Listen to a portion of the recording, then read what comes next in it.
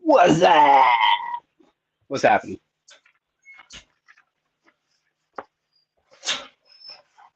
I think we got a couple people in the chat. What's happening, Keith and Greyhounds? I did get a package today.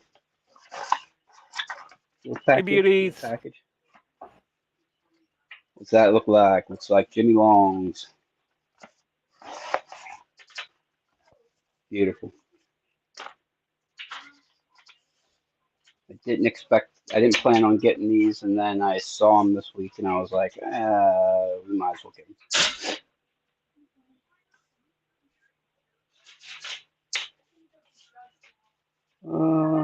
We're gonna switch them.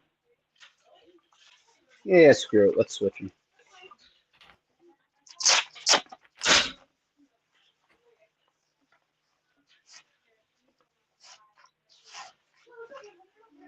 I don't know about that.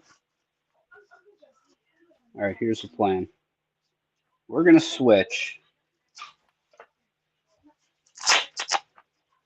the bare bones into the regular case, then put the Jimmy Longs in the Jimmy Long case. That's what we're doing.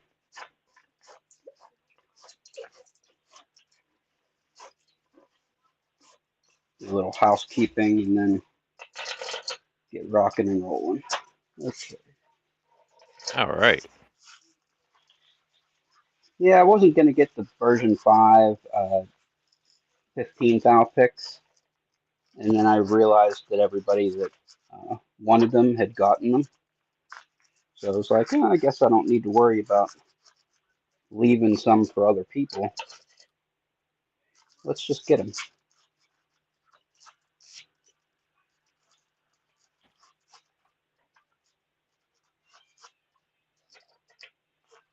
That was weird.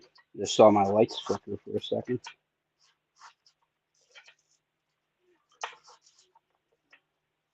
You live in New York, correct?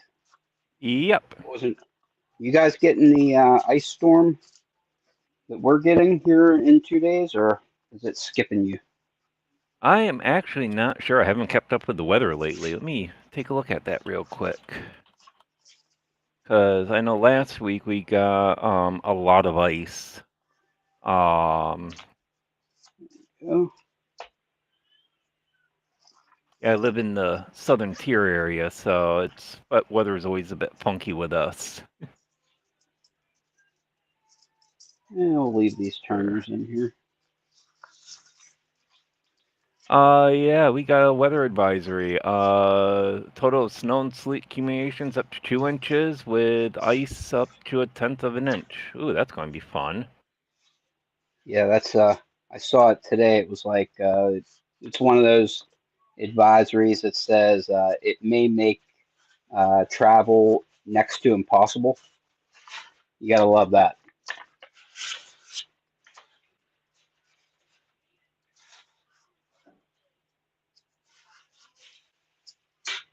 I'm glad I don't have to go anywhere Thursday. I think I got some version 5 rakes around. Let's put those in the last spaces.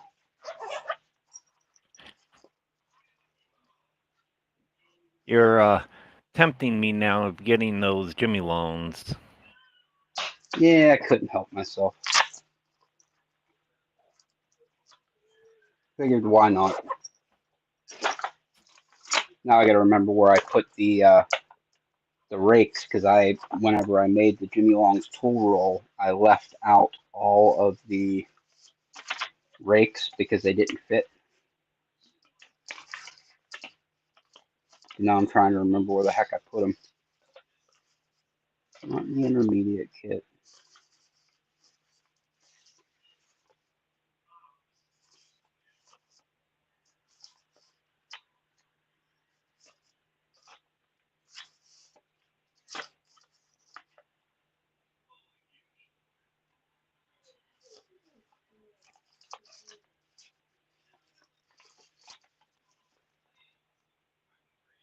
Okay, that's a basic.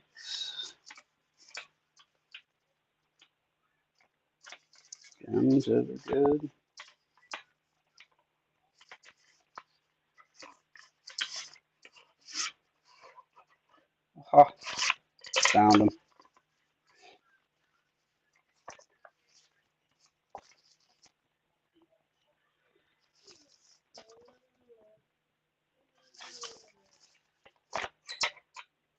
Aha. Okay. Awesome. You can go in there. You can go in there. Outstanding. And order placed. See, that's the thing. Like we're to the point now where Jimmy Longs are like they're just there. Like he Yeah, sells out every now and then, but like they're in stock for more than just a couple days. I got the 15,000 flat hook. Yeah, that's what I got. I got the 15 thou round, 15 thou flats of the V5s. I had the V4s still, but I figure why not? Why not get them? They're there. And that actually should kind of complete my collection here, because the only 15,000 that I have really are the multi-pick. Got the 4 point or the 0.4 millimeter from the Sandman set. And then I've got some wall lock tools that are 0.4 millimeters, but those are really kind of the only 15,000 that I've got. And I've been using them a bit more and more because I've been getting into like the Pro Series of Master Lock and some of the thinner. So completing my collection with that would be good. Oh, sweet. Just my flat hook. So, how's everybody going? Let's look in the chat. We got Dean P. How's it going, brother? Rock Out with Your Lockout is here. Greyhound also here. So, now that we got Jimmy Longs out of the way, we got him rolled up. What I really wanted to go over today was these. I've used them for a week solid, and I picked a lot of locks with these picks. And they are good. They're good. Are they, the best picks in the world? I wouldn't go that far, but they're good for what they are. So for the same space as this, you can basically have a total roll of Jimmy Longs that has a ton of stuff in it. But I actually watched a lot of their like advertisement videos, and it definitely says that this is not to carry all of your tools. It's to carry your favorite tools, which is good. I mean, that's honestly, this is a good kit to like just have in like your bag with a couple locks, which is basically what I did. I took my bag and I linked together some Lotto locks and I just stuck it in my bag and messed with it. And that was kind of what I did. And what else did I do? I went through and I tried like literally absolutely everything, all the turners, both ends, and then I found 5 locks. I'm going to do these for the review. I'm going to pick these 5 locks, picking what's in this case without using anything twice. That was my my challenge for myself. Can I pick those 5 locks using this case, not using anything in here 2 times? That's a good way of going about it. I know. That's what I thought. I was like, oh, I don't know if I can do that actually, because a lot of these keyways are like the same size. You have 3 locks that have 40 thou keyways. What do you use? Because you have a couple top of keyways, and then what? Maybe use a top of keyway short end. So that's kind of what I did. I went through and hey, it was like a little game, little challenge for myself, and that was fun. I did notice that there's a defect in I'm guessing the dye, the mold that they use for the rubber. Oh, really? Yes. I mean, it's not like bad. It doesn't make it like so that it doesn't work, but it's still a defect. And I watched a bunch of videos of other people who have it, and the defect is in the same spot on theirs too. So it's definitely a mold thing. There's a defect there, Oh yeah. and then there's one down there. It's the same on everybody's. I watched was it Lockpicking Dev? I watched his video. It's on there. I watched oh LPL. It's on his. I watched who else did I? Georgia Jim. I watched his. It's on his. It's on Sandman's. It's on everybody's. Because I was like, oh man, is mine like damaged or something? What the heck's going on here?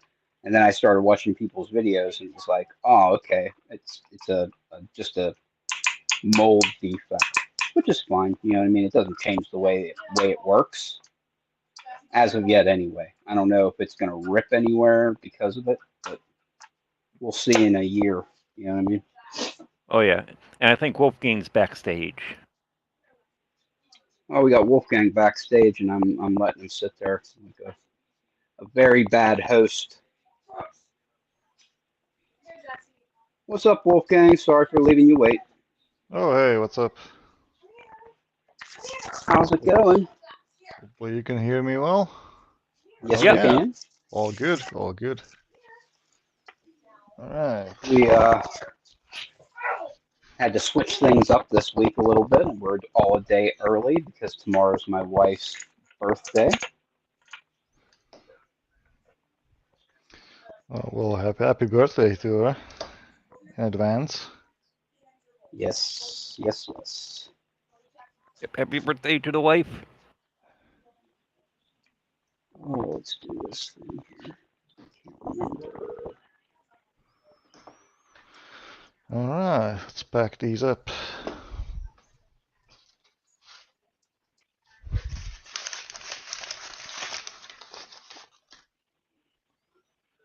So, hey, Bo Bumpy, what's up? What are you up to? Just picking up, open some Master Locks, pros and all that. So this is the other lock that gives me a lot of grief lately. So trying to get through some of the locks that have been giving me grief, just to kind of get a little bit better with them. All right. Master Lock Pro, huh? Oh, is it a SFIC? Oh no, nope. These are just the little puck locks and all that. So Fuck. I actually did modify them a little bit. Let me get my Allen wrench, because what I do with these to make them so that I can repen them is I knock out the kind of the retaining pin that they've got between the cylinder and the shackle bolt, and I replace it with a grub screw. Oh, So that way I don't have to always, struggle getting that pin out. I can just unscrew them now, easily repin these. I might probably make a challenge lock out of one of these. So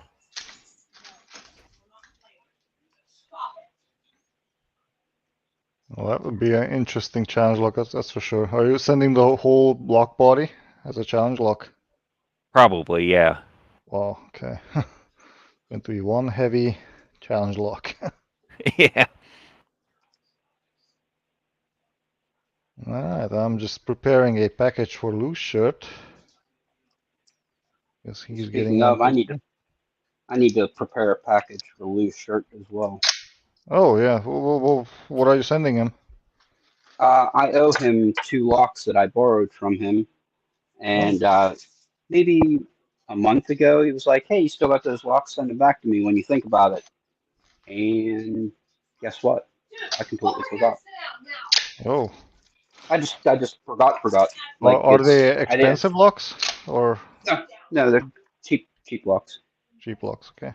There's a V18 and a D9. It's about $35 worth of locks here, so Oh. it's not like Are those the what do they call gold Japanese locks? Yep. Yeah, they're gold. Wow, I did not know that they were that cheap.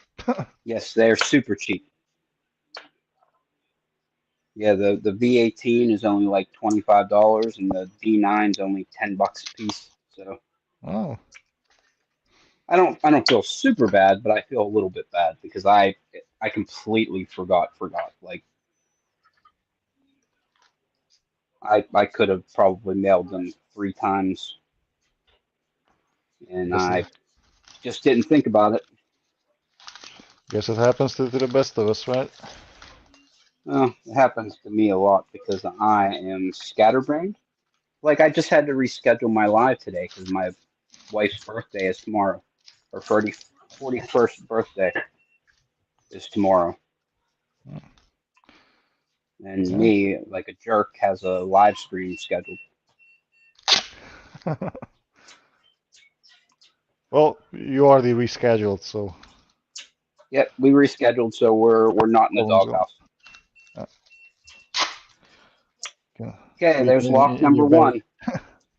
Oh, nice. So, did you hear my challenge? I wanted to open 5 locks using just what was in the Apex set without using anything twice. Oh,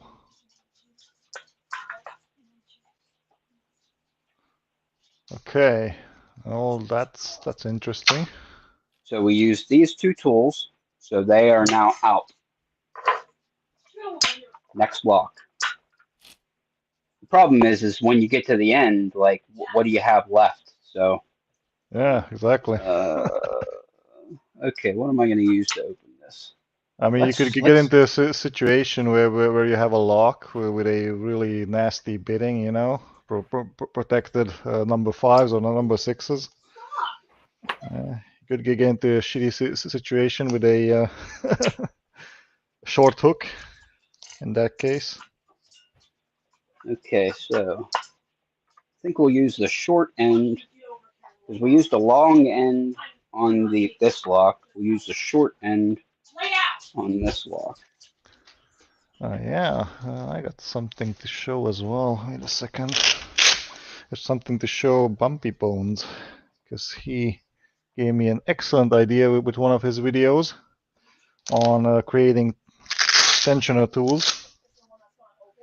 And it got me into opening one of my Nemesis locks, the Ruko 600 with barrel spools. So thank you very much, Bumpy, for the for a nice video. Awesome, no problem, and thanks. Okay. Where did I put it? All right, so we got 3 hooks left. Let's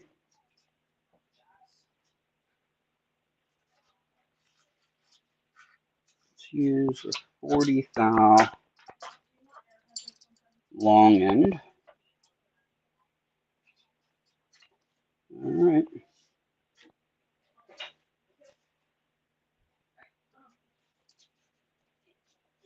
Oh, now I remember this lock. Definitely interested to see how it came out.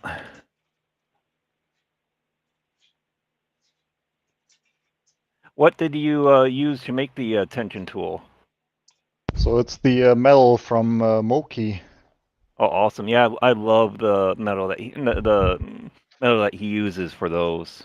Yeah, those are from Street Sweepers, from what I understand. Oh, really? And you could basically find that type of a metal on the streets sometimes. That's funny. They do run street sweepers in the city in which I live, but they stopped using metal bristles. I guess now they're some kind of synthetic or whatever.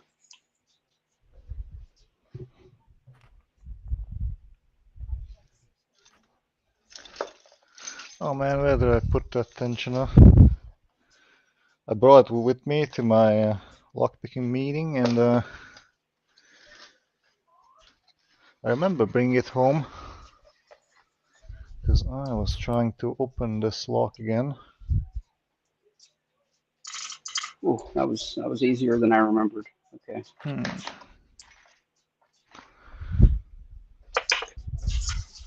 All right.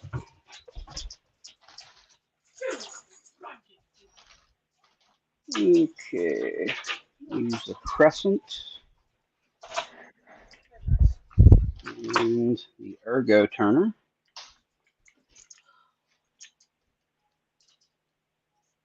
And we'll see what we have left.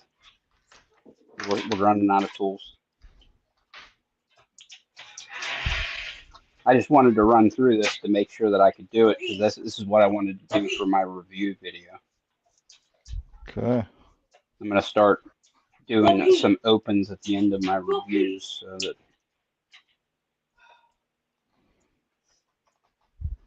people like to see locks open whenever you. Well, definitely in reviews they are big hits. I mean, I probably wouldn't watch any. I mean, I'm normally just basically, how should I best say this that I won't offend anyone?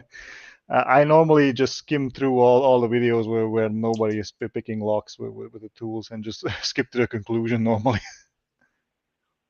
You kind of have to because there's so many. Like the group of people who pick locks on YouTube, when you compare it to other groups, other communities of people, it's small, but it's still freaking ginormous. Yeah. Like you couldn't possibly watch everything from everybody all the time, or you would have no time to do anything else. Yeah, that's true. And that's why I do chapters on all my videos, is because I know people aren't going to watch the whole thing because my videos are typically on the longer side. So I always do the chapters for the important stuff. So that way, if people want to see, you know, a specific part, you can just click on it and go right to that part. All right, so we're left with the DeForest diamond for my last lock. I left it for the American 1100. So that's the one with the most wide open QA.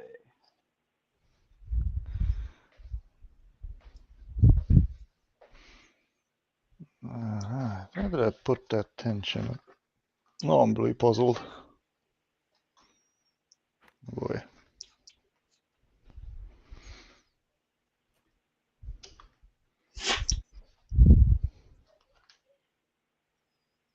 Come on, Jax.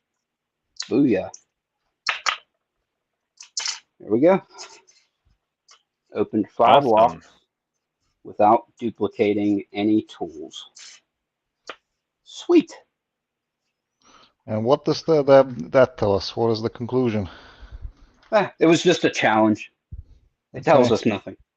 Well, it could tell us there are so many tools inside that are probably, you know, redundant. Yeah, but it doesn't really tell us anything about the quality of the tools or the number of tools or anything about the tools. It just, I was like, I wonder if I could go through here and open 5 locks without duplicating anything. Because it always seems like whenever you reach into a tool set to grab a lockpick and a tension tool, that you're reaching for the same thing over and over and over and over again. Yeah. Oh, I was yeah. like, I wonder if I could do it without duplicating anything. So I would reach for nothing twice.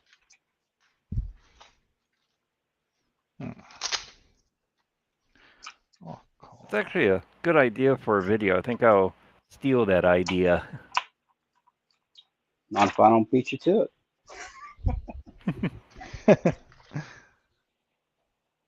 a video where, you know, go through like either like all the American locks or all the Avis or all my pack locks and do different. Yep, and you're just for sitting there each with a one. tool set and you're just going through. And like when you get to like the last lock or two, you're like scrounging through and all you have is like a bent up pick and a short hook for something with like a crazy bitting. So that's just fun. I thought it was fun, so I figured I'd give it a go.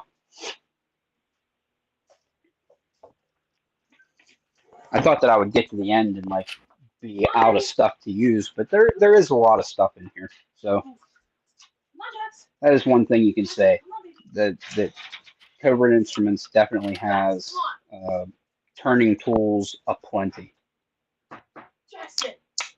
in pretty much all of their sets.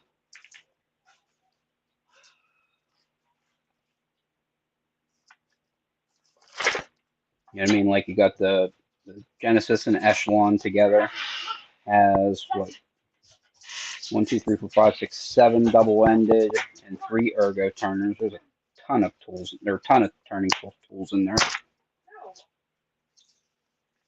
Reaper has 6 double-ended. They definitely do turning tools right. All right, so this is the turning tool that I made. It's for the Good. Full screen you go. yeah. I mean, it's similar to what Bumpy made. Yeah, it came out nice. Let me try and zoom on it. It has a bit of more twist in it, as you can see. I twisted this end as well, the tip. So now it perfectly fits this keyway over here. Let me try from this side.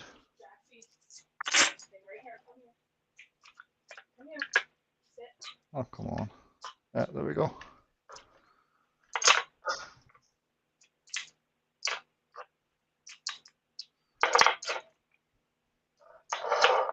You can tension the Ruko 600 with this one. Gives pretty good feedback. You can tension in both the directions as well. Oh, yeah, pretty good. I put the twist here deliberately so it doesn't bend on that part. I also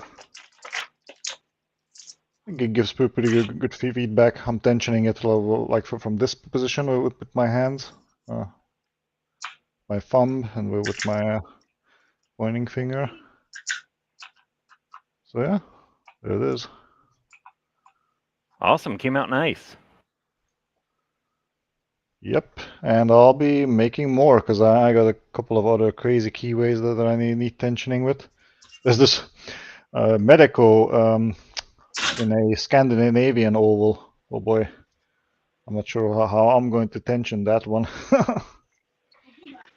Scandio Medico. Yeah, How unusual. I have two of them from Yagias. Where are they? I try and bring them up. That would be like such a weird dichotomy for me to get one of those because I love Scandiovals, but I hate Medicos.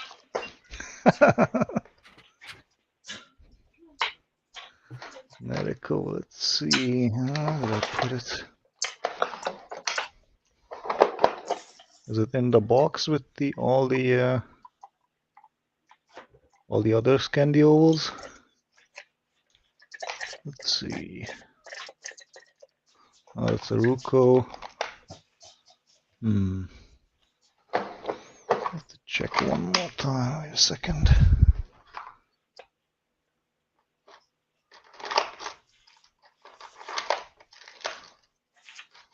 Okay. What's this? It's a Dom. Has to be here somewhere. It's an interactive plus. So lips. Wait a second.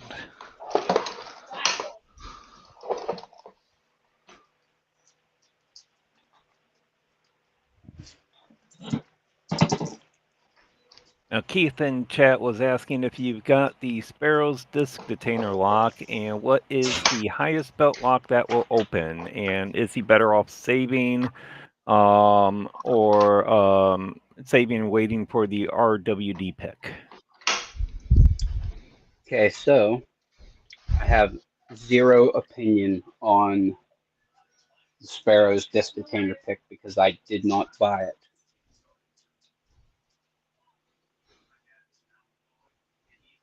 It is based upon the pick that was developed by Bosnian Bill and LPO. So it's definitely like a functional disc detainer pick. Is the build quality as good as RWL or RWD? No, I wouldn't think so.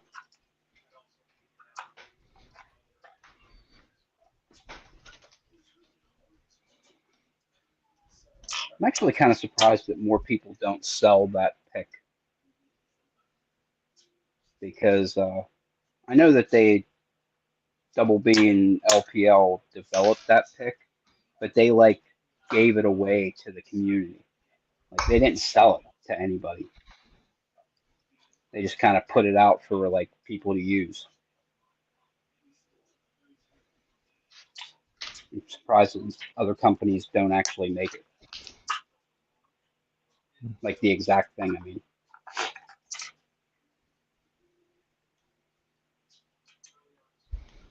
And Keith was wondering if there are any other good options. I'm the Well- wrong guy to ask. Well, Lockchuck's 3D printed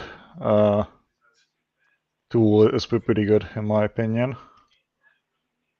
But then again, you'll have to make everything yourself. So you'll have to buy some ejector pins, file them down, grind them down, and create your own picks. And the 3D printed part is just basically there to hold the pick for you.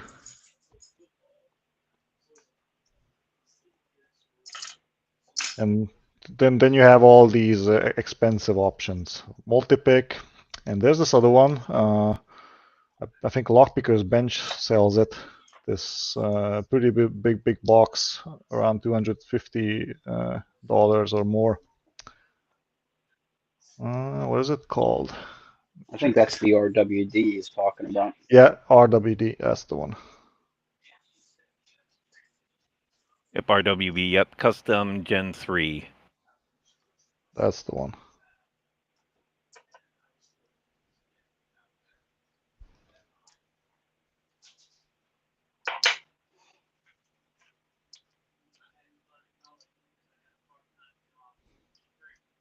Yeah, I'm probably going to, because I do want to get into disc detainers at some point. I've got the Sparrows one, but it's very limited in terms of I think what it can do because it only does top tension. So if you have a bottom tension disc detainer, it won't work with that. I'm probably going to save up for like either the multi-pick one or the RWB one, and get that at some point when I'm more confident in my picking skills with disc detaining. Yeah, I mean the Sparrows is pretty good for some of those beginner disc detainer locks. If you never opened one, it's still a good option. Yeah. Like you can buy the Reliabuild lock that George Jim has reviewed before and picked on camera. That's a really good one. I bought 3 of those. I'm making a cutaway of one of them. Actually, Fabiano is making them, hopefully. So I always wanted a cutaway, this thing cutaway, just to practice it.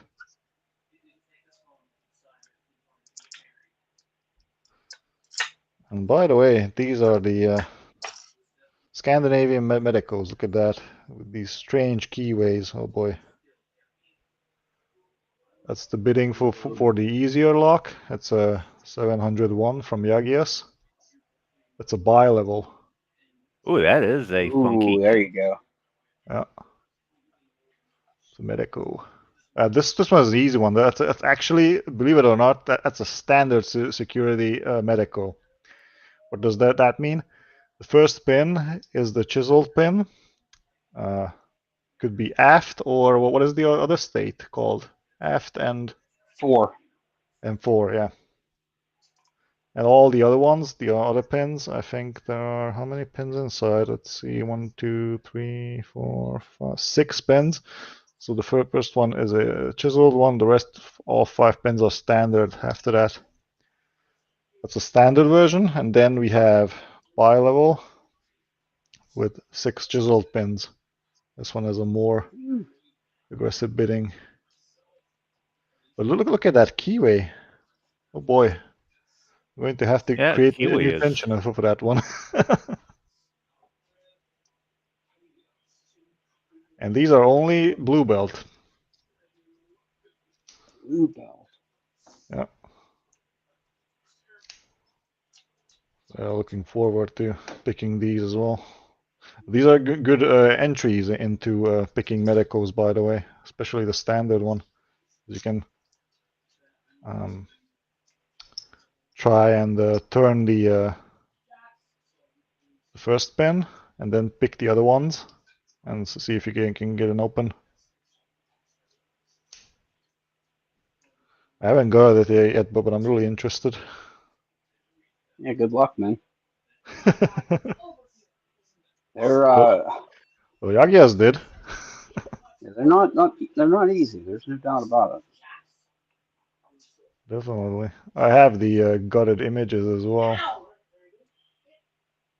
Yeah, the first medical I did was the biaxle. I got this phone booth Oh, one. And it was pretty fun. Yeah, it's a 4-pinner. But yeah, it's a pretty fun one. I gotta get back into it because I gotta finish up my purple belt at some point. yeah, working on the same problem here as well. There's my medicos. I'm jumping back and forth as to whether or not to do like the original medical, or I've got a purple belt level pin and pen dimple lock. I'm not quite sure which one of those I'm going to use for my second purple belt video.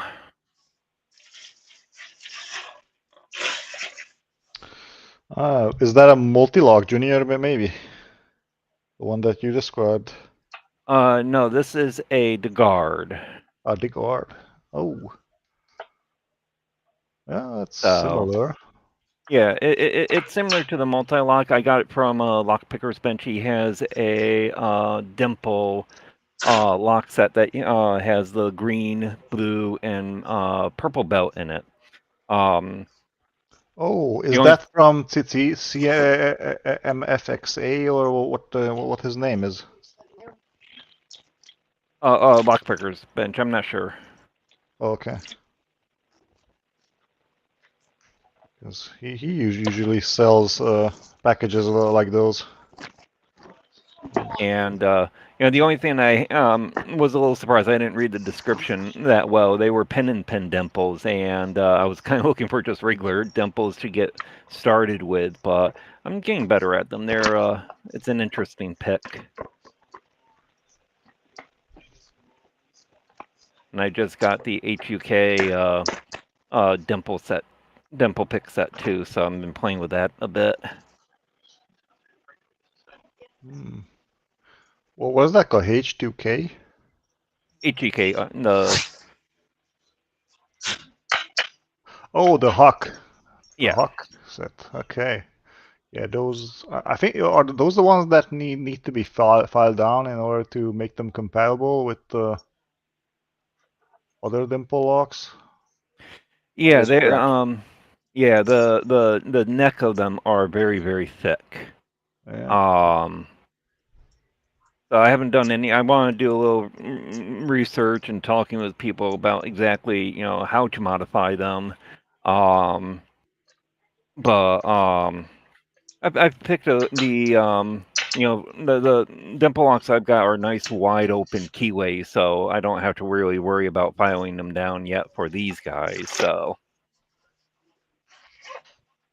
Yeah, well, I was kind of in the same boat as you. I'm like, I understand that the hucks need to be, machined down, but how do you machine them down?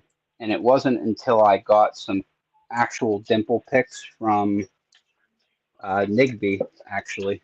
Nigby made and sent me some picks that I was able to say, oh, that's what they're supposed to look like. And then I was able to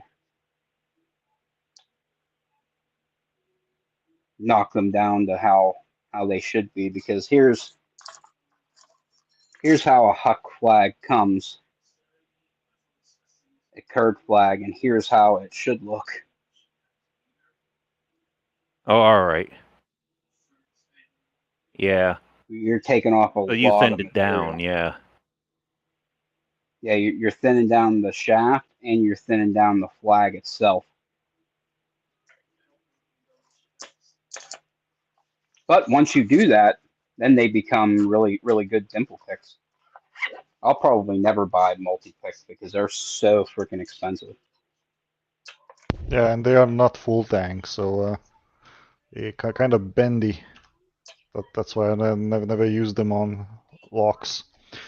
On more well, I should put this on any of those beginner dimple locks, like the Master or the Abus 70. What's that called? 75 EC, I think. Okay. Yeah. Because those have really strong spools inside, and I'm not sure how one actually picks those with the multi-pick picks.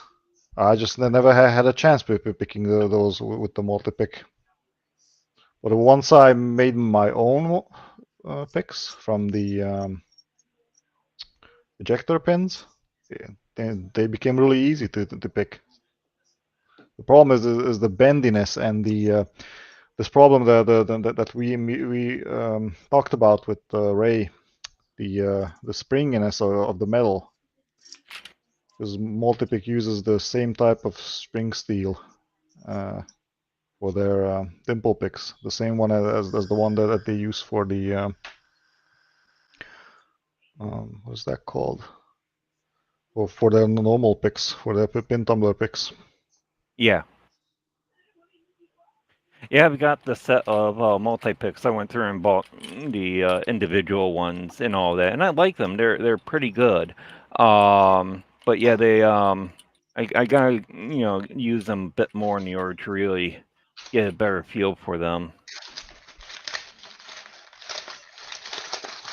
The thing I don't like about the multi-pick ones are, the handles are very thin. It's like a pen, and I have a hard time with that. So they've Yep. got a thicker one, but yeah, and I know what you're talking about with the way that they fix the heads into the handles there. It will be interesting to see how that holds up. And I've been kind of the mentality when I'm using mine. I'm cranking it. I'm trying not to be afraid of that with these, just to see how they hold up and all that. Yep. Well, there's a reason they also sell all the pick heads separately. Let me just put Oh it yeah. that way. So I don't think they hold for long. So I dug out my Medico collection. Oh, take a I've look. traded some of them away, but we got this one here. It's a Medico biaxial. This one actually has counter milling in the core and some barrel pins. So this one's actually kind of a tough pick. This is the only one that I picked though. Oh, it's the M3. Yep. This one here is a biaxial, actually. Biaxial. Yep, biaxial with counter milling and barrels. Ooh. So it must be relatively new, within the last decade or so. Yep. And then we got this big old mortise here, or big old rim cylinder. This is a classic. Ooh. Actually, I have a key for this one. Big old heavy brass boy. Yeah. And Pretty then we cool. got another classic here, but this one has. God, it's so nasty trying to get around that low pin to hit that high pin in the nose. Oh man, and you got two pins behind that crater over there. Oh. Oh boy. Are you kidding me? Yep. Oh, that. Yeah, that. So trying to get underneath that spot there to hit those ones, it's just I've never been able to do it. So I mean, you might be able to if you like artificially get the binding order so you can set these two while number 4 is still springy. No. I think you would need a custom pick which bends around that area there. Something similar to those DeForest diamonds that you can modify. Oh boy. That's a pretty cool classic, and then just a regular biaxial. Oh. Does it work with the same key? It does, yeah. Oh no, it's a different key. Sorry. Yeah, it's a different key than the last one. Okay. That one has a more forgiving bidding. Oh yeah, that one's gravy compared to the other one. And this one also has those chiseled pins, or? Yep, the classics still have chisel pins, but they don't have a fore and an aft chisel. They're all Oh. chiseled in the middle. They just turn left and right. Oh. It was the biaxial that they have the fore and the aft chisel on them as well. Just changes the number of key combinations that you can have.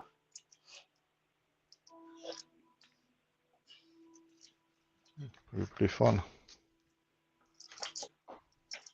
Yeah, speaking of fun and finding stuff, guess who found these? They've Oh. been missing in action for frickin' a month.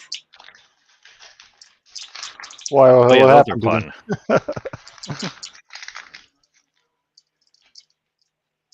Tell you what, I haven't picked out of these in a long time because they've been missing. Let's pick some handcuffs.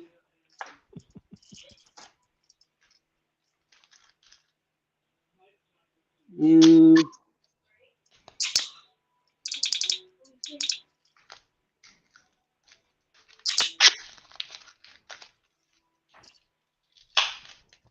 okay. Use my chin. We got a probe. Oh, come on. Let's go. Alright. I could collected some nice locks for loose shirt here. There's a door macabre here, for example. Not a nasty bidding, but the stuff that's inside is pretty nasty. Oh boy. I have this Eva. Oh, that one's not that hard. You're making me break out my handcuffs, Ray. Yeah, I haven't picked them for a while. My cat knocked them off my table, off the back side of the table, so they fell between the table and the wall. I gotta pick up a couple of new ones. Oh, let me go off full screen. Oh, you got some long chain ones there. Oh yeah, these are the German cuffs I got. I cannot pronounce that. CLEJUSO number 13s. These are the 1-inch thick ones, which are about the same in terms of if you look at I think it's the same length as the chain Peerless and all that. So maybe a little bit longer. I don't have a lot of handcuffs. Yeah, I have the TCHs. I have the Chicago X22s. Those are the ones with the split paw. Smith & Wesson. And then here's my my favorites. The case from Random Jim.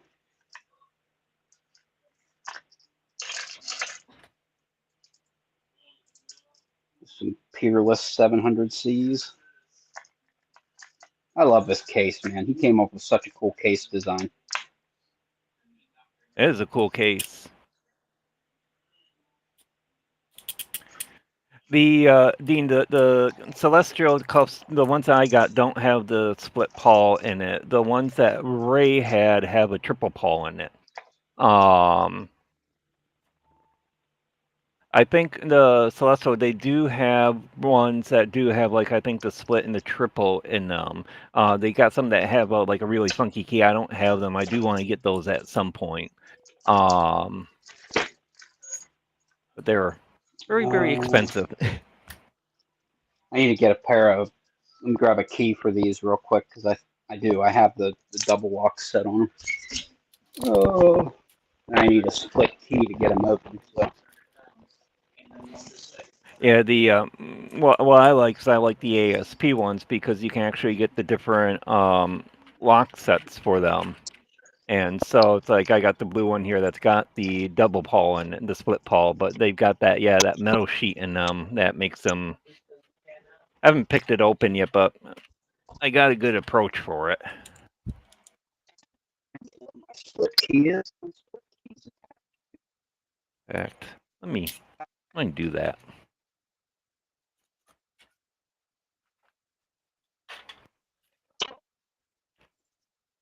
Let's throw in the blue pawls and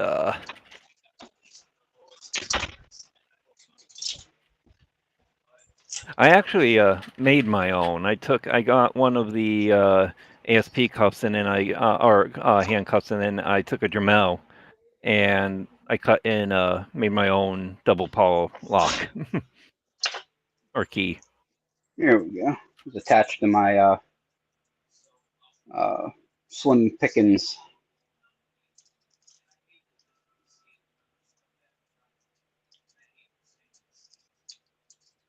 There we go.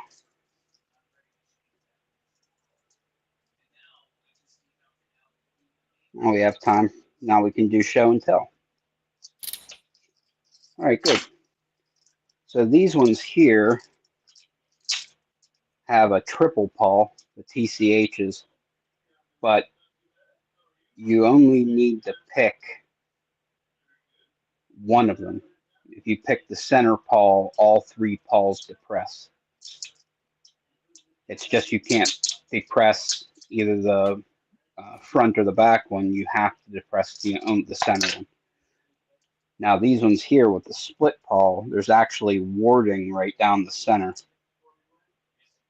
to help prevent you from shimming it.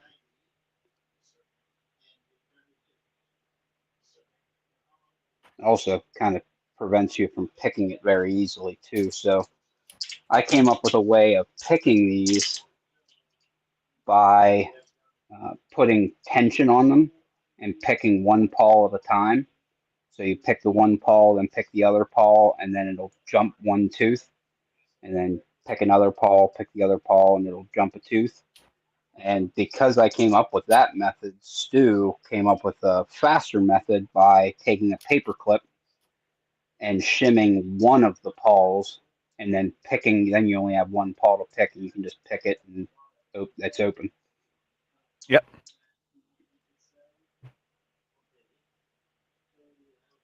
That's actually what I was going, because I haven't picked the ASP split pawl yet, and that's actually was going to be the approach I was going to do with that. One shim one pawl and then pick the other. Yep. That's the way. It's a lot easier than the way I was picking them. I'll tell you what, because I was putting tension on them and then picking the pawls one at a time. And you can pick it open in 30 seconds or so if you get pretty lucky. But the other way, you can get the things off in 10 seconds if you need to.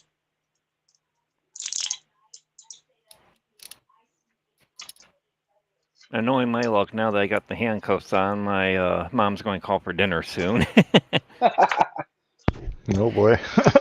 It's like enjoying your meal in a handcuff. Not that enjoyable, right? Unless somebody feeds you. Dean said it'd be good to get a Delta key. I actually have a Delta key around here somewhere. It's the thing. When you start buying handcuffs and then you have like a bunch of them, you start having stuff everywhere. You know what I mean? Oh yeah. Like I know I got at least 2 Deltas around here somewhere, but where the heck are they? Because I have a couple of the small ones and then I have one of the larger. Yeah, it's real close. I took this. I've been collecting or getting the clear ASP inserts that you can get for the ASP handcuffs, so you can kind of see the innards of it. I got a red one and it came broken, and so I pulled one of the metal plates off, so I actually have a good cutaway view now of how ASP does the internals of their handcuffs. That's slick. Nice.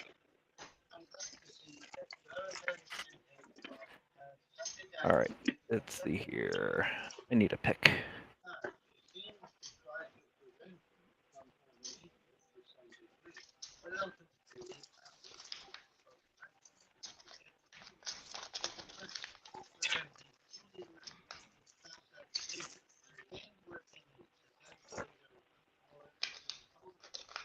Hmm.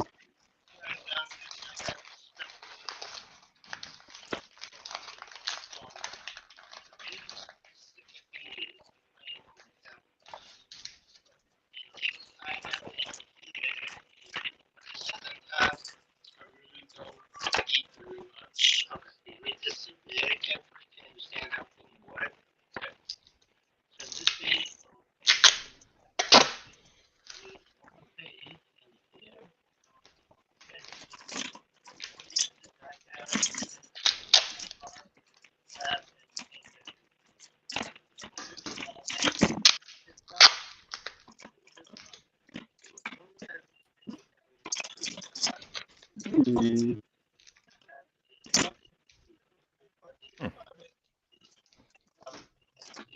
Oh well, we'll find it another time.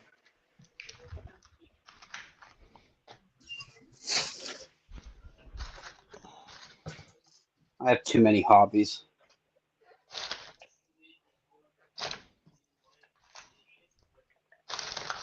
It's like Are you willing to?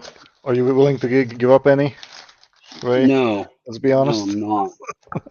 Yeah, to be honest, no, I'm not. Like I just that's the thing. I showed what I got today when I first came on. I got the Jimmy Long's 15 thou round and flat hooks.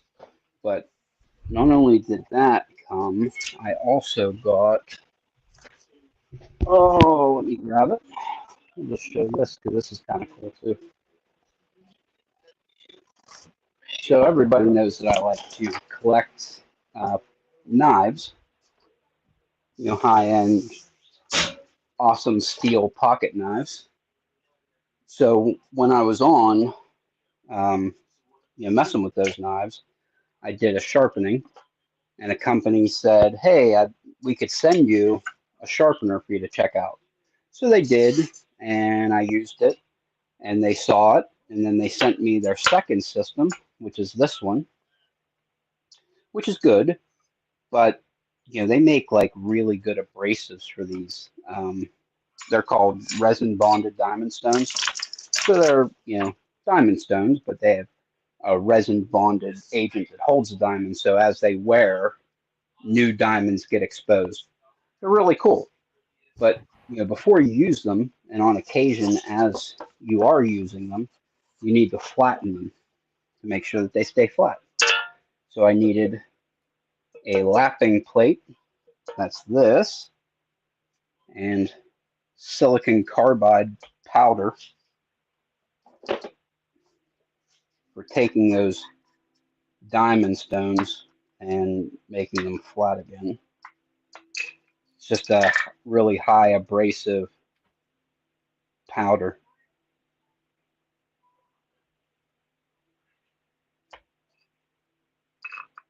So that's the goofy stuff that came in the mail today. Ha! Oh, you got out. Nicely done, Bumpy. I was going the wrong way because normally I keep the I put it on the other way, but this time I went I put it on different ways. I'm like, I'm twisting the wrong way. I'm like, why isn't this opening?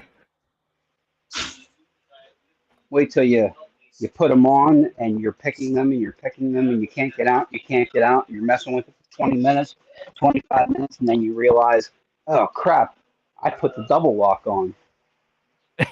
Like you're never gonna get out.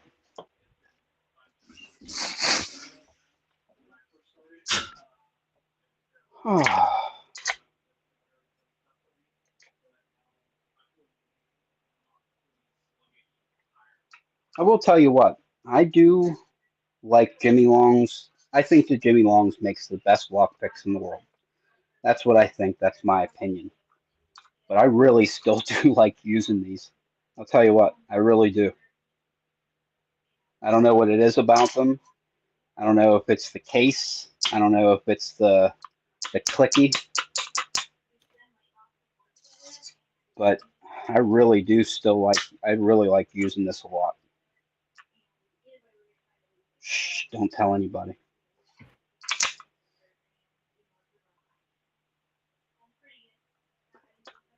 Well, I'll probably do is I'm waiting for them to either sell the picks individually or they're starting to sell just the tray. I notice they've got the second tray. Yay! There we go. On their site that they're for like $45. So I'm probably just going to wait until they have like trays 3 and 4 available that way, and get those because those are the profiles that I'm really kind of interested in. See, that's kind of what I'm going to end up making my own tray because this is the tray that I like the most. But still, I would like to drop out of this tray the DeForest Diamond. Oh, but that's so good. Actually, Dinner bell's been run, so I gotta run. I'll be right back. yep, we'll see you in a bit. Bumpy, enjoy your meal. So I actually think that I would drop all of these picks, but the gem and the scooped hook, and then I would put in the 20 thou Genesis profiles, so the short, medium, and deep hook. That's what I think would be my ideal set. To drop out these 3 and put in the 3 from Evo 2. But I don't really want to buy Evo 2. I kind of want to just buy those 3 picks. So we'll see. I guess I could just get Evo 2. Oh, I can't be talking myself into buying that. Stop, Raymond. Stop, Raymond. Stop buying stuff. You don't need any more stuff.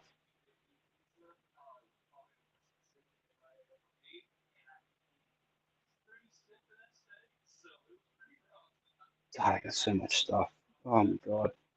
I'm just looking around the table at all the stuff that I just opened. Oy vey.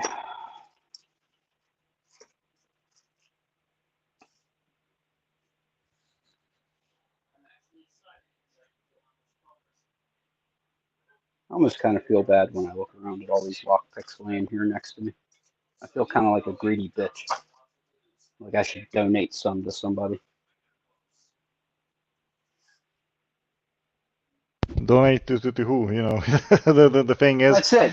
the more of this stuff is around on the streets, the higher the chance somebody might misuse them. So, I guess. Here's the thing. I said, I feel like a greedy bitch. I should donate them to somebody. I looked to the left and I saw Nola Southpaw in the chat.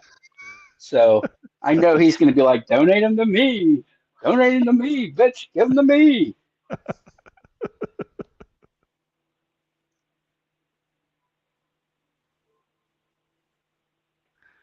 And there it is. There it is. If you feel that bad, you are welcome to send it to me. I knew it. God, I know this guy. I was just talking shit on myself because I had to like make room for picks because we got my Book of Secrets that has all my Southern Jimmy Long? Specialties is full. Oh, My Book of Secrets that has all my Jimmy Long's version 3 and version 4 is you have all 2 of full those up. cases? Yeah, I have 3 of these cases actually. 3. Wow. So I got Southern Specialties in one. I have my Jimmy Long's version 3 and version 4 in one of them. Then I got a roll that has all my bare bones. Because that's what I had to move over to make room for what came today, which is these. These are the Jimmy Long's version 5 in 15 thousandths. Oh, Yeah, you because I just didn't get ordered them? them. Yeah, Oh, because I had the version 4 already. And I was like, I'm not going to be greedy. I'm going to let other people get them. You know, people who don't have them already. I'm going to let them buy them. And then everybody bought them, and they've just been sitting there for like a week. Nobody got them. So I think that everybody got what they needed. And we got the version 5s, like the intermediate and the gems and all that stuff. We got that there. Then we got the covert instruments. What else do we got here? We got multi-picks under here somewhere. Multi-pick. It's a sickness, dude. It really is. It's a sickness.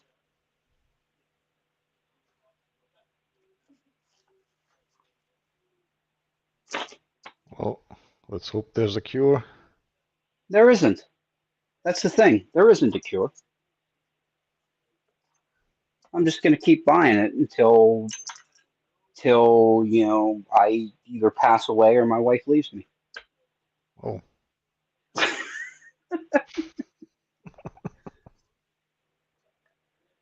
Because what else is there? what happens if you run out of money? Well, there could be that. You know, you could run out of cash. Oh, I forgot about these. I forgot about the number 2 on the list. Jesus, how could we forget these? Oh, Mokies. Mokies. You can't forget about Moki. He's got the second best picks in the world. Well, I don't know. There's an argument to be said that he makes the best picks in the world, but the reason that I don't consider them the best is because they only come in one gauge. yeah, and the handles aren't that great. So They, I mean, they're okay if you get the 44 Delta ones, but to oh outfit a yeah, whole set yeah. with 44 Delta handles, one, it costs a lot, and two, they no longer fit in the case. Yeah. So, I mean, you can stack them together because they're all magnetic, which is kind of what I did at first. If you pull out all of the ones in the magnetic handles, you can kind of stack them all together. Oh, You can wait a second. and just have frickin' your 12 picks or whatever, just as like a brick. What's the width of those handles from Eastlands? Okay, let me grab my calipers and I'll let you know. If it's 6 millimeters, then it's definitely great. Give me 5 seconds to grab some calipers. I know they're here. Come on, Where the hell did I put Flock. them? Here we go. Flock is giving Okay, me. so width, we got 1/4 inch on the button, 250 thou. And width wise, they are 550. 550 inches. What's that in millimeters? Let me check. That's the same size as a like maybe 14 millimeter, 15 millimeter.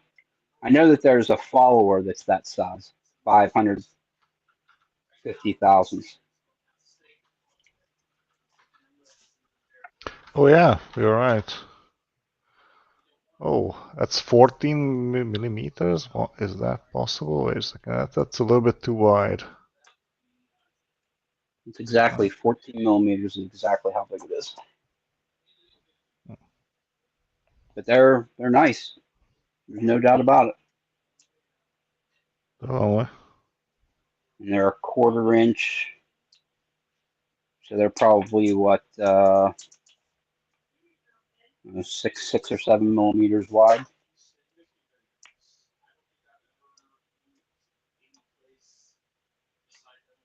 Well, let's do the math. Yeah, 6.35 millimeters wide.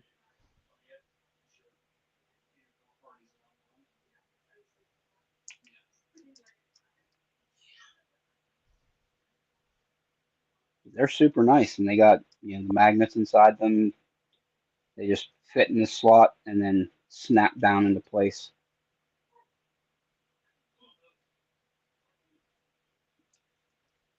Yeah, nice. Very practical.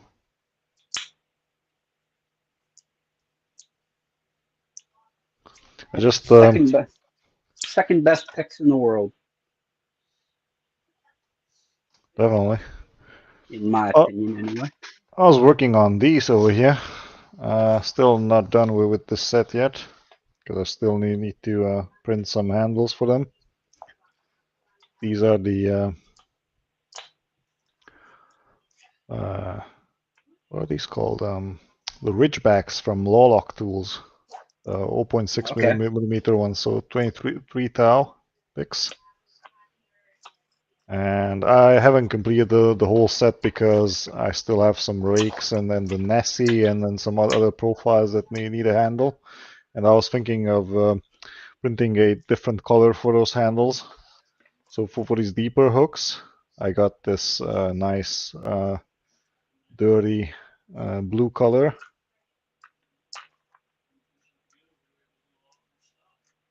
That's a logo like a medium hook. Then I got this one. Again, like a medium hook. Yeah. And then this one. This one is an interesting profile here. I like this one with the ball end. You can reach high cuts in the back using this one.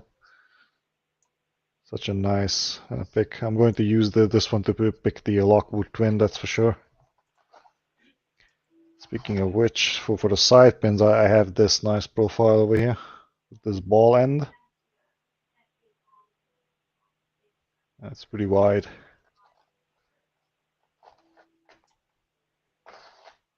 And then we have this scimitar cutaway.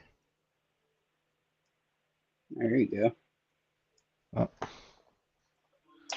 It's a really nice set. Wait a second, where are they? There's the rest. And here we have the rest in this zip bag over here. Here we have some rakes and some other profiles. The Nessie, definitely I won't want this one included in the set. This one's really good. First diamond, maybe How do you not. like the Nessie? Because Covered Instruments started selling a Nessie pick too. Oh. I haven't played much with it, to be honest with you. Wait a second. They call it a Nessie, but I'm not sure if it's exactly the same as the Nessie that Lawlock does. Does it have like a couple humps on the bottom and then a hook on top? Yeah, so it has these uneven humps here. Unlike the Bogota or the wave rakes, this one's a little bit different because it has uneven distances. As you can see. Okay, and it does have a hook on the bottom, so it is the same as the one that Covert is doing. Well, well, I want to see what that profile looks like, because the Nessie is a very special one. As you can see, the you know one what? I here in think the that back is the taller. humps are different. I think that the Yeah. humps are different. I think so too, because the Nessie is a very special one from Tini. Not Tini. Who makes these profiles? Sorry, I forgot his name. From New Zealand, Penny. right? Tini, Penny. really? Okay. I Tipeni. think Penny does. Tipeni, yeah. All right, we're looking for Covert Instruments. No, theirs is absolutely different. Yeah. It's quite a bit different, actually. There are 3 humps, and they are pretty even, actually. Even depth, even frequency. Oh.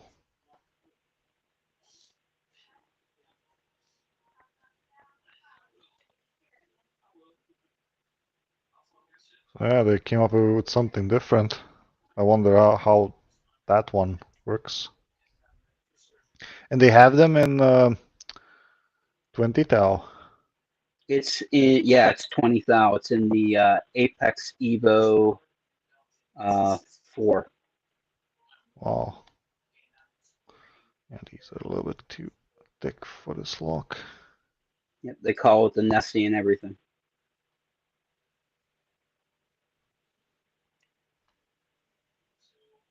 They call it the Nessie. Wow. Yes, they do. Huh. Okay, I gotta compare the Here two we go. because I got the Nessie only in this version, but I was thinking about buying the Valerian set as well. Oh yeah, there it is. Let's see if we Look can- at that.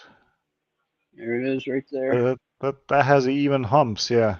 And Yep, even humps, and there are 3 of them. and they are not that tall because if you look at this one, the one that is closer to the handle is a taller hump. The smallest one is right at the edge over there, right in that corner.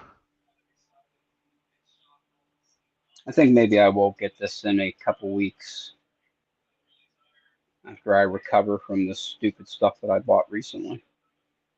Get Evolution 2 and upgrade my Apex kit. Take out those few hooks and put in what I actually want.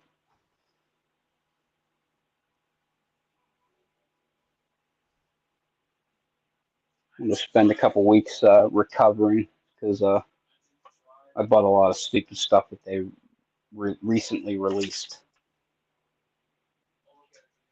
Have you checked out their graphic inserts, the new ones? Nah, I'm gonna be honest with you. The gravity pick and the what the heck's the other one called? The Oh, there's the a grav pick and then, compic thing, right? yeah, the like the butterfly pick or whatever. Yeah. I'm not interested in either of those.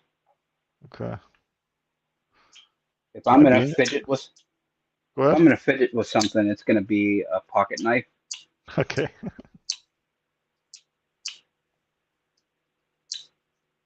Because I'm a weird guy, and it's just they've just released so many cool knives recently in such cool steels. Like I got one in Maximet a few weeks ago, and then they came out with they came out with it a while ago, but I just decided to get it, the Rex 121, and then almost immediately after that, they came out with the 15B with the special heat treat protocol by Sean, Big Brown Bear. Couldn't pass them up. But they're outrageously expensive. I can't um Oh, but you Bumpy is know back. Can you let him in? oh yes he is. I can't get back there. There he is. Boom. Welcome back, Bumpy. How was dinner? Good? Oh, I think we don't have I think he's just audio. getting There we set go. up. Oh yeah. Yep, no, my mic was muted. Yep, was good. Kabasi and sauerkraut, my favorite. Ooh, there you go. Sauerkraut. Huh. That's very German of you. But I can't recommend Spyderco's knives enough. But the thing is, like, if you want to get this one, $300 is a lot of money to spend on Oh, a pocket No. knife. but if it's a good metal, if it's a good knife, though, It it's really is. I mean, you know, it's like I've got. Oh, where did I put it? You know, I like the SOG ones, and you know, my favorite knife was like $100 through them. And you know, if it's a good knife, it's worth it. yeah. Yeah, this So guy right here. nice. And what's nice about this is it has this little switch here, so you can open it with gravity and all that. You know, it's or plane it open. You know, it's a nice, easy open.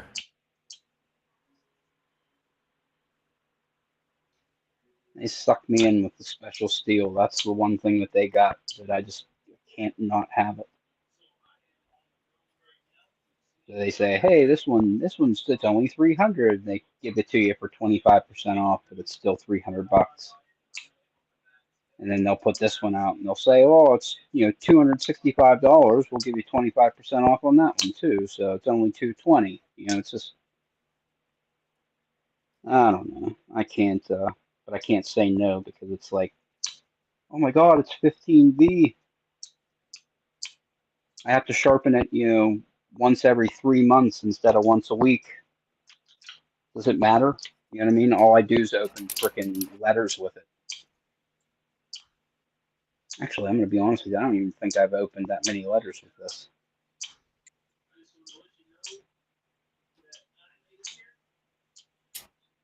No, I don't think so. I think the only thing that this has done is What cut a paper. nasty little lock. Holy shit. Feedback Which one's that? Feedback is Yep, I just can't wait to horrible. see. That's a Basie VHS 619, I think. It's a low lock, so very similar to the from the look of it, very similar to the ABUS 7240. Only this one has standard pins instead of spools. Awesome. Yeah, I have it in all colors, all available colors. These are the available colors. Unfortunately, not all the Lockpickers United Belt colors, but many of them are here. We got yellow, we got green, we got blue, we got purple, we got red, we got black. Black over here. We got NOLA. And no, I did not see the video because I missed things. But I'm super jealous because the Lee Banter is a good knife. Is it 20 CV or S35 BN? Just out of curiosity of what the blade steel is. You could open it up and look at the blade steel for me so I can get my knife steel fix for the evening.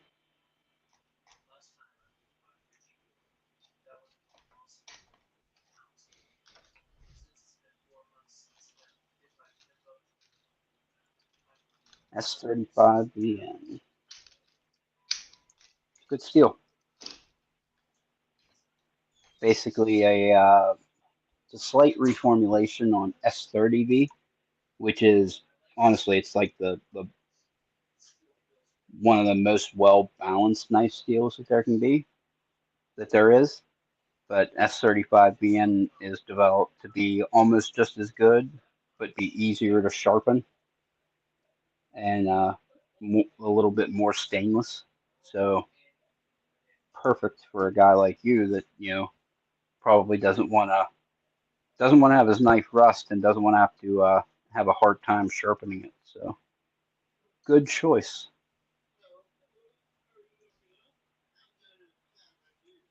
I feel the same way about stupid things. Like then after you use it like once or twice, then you're like, okay, it's fine. I can open up a sack of cow shit with it or whatever. Actually, I have a question about a lock. Have you guys seen the latest video from the lockpicking lawyer? He was showing one of these federal locks. I did. I saw it. I watched it just last night actually. Oh. Yep. Ah, I you got have one of it. those. I was just about to ask Bumpy whether he has one. It's the SS series, right? Yep. It's actually the same How as much an did American it- lock. Oh, really? How much did it cost, by the way? Oh, you had to ask that. Yeah, because Let me I take a saw it look. on Betcha. Amazon for 64 euros or something. I bet you it's expensive. I got mine off of eBay. Nice. That was the only place I paid. It was 6140 GBP. Oh, that's pounds, right? Yep. Yep. So Yeah, You're that talking alright. probably 75, 80 bucks. And then I'm sure it was $20 shipping. yeah, so that currently translates to yeah, so that's yeah, 64 pounds sterling goes to about $80 USD right now. Okay.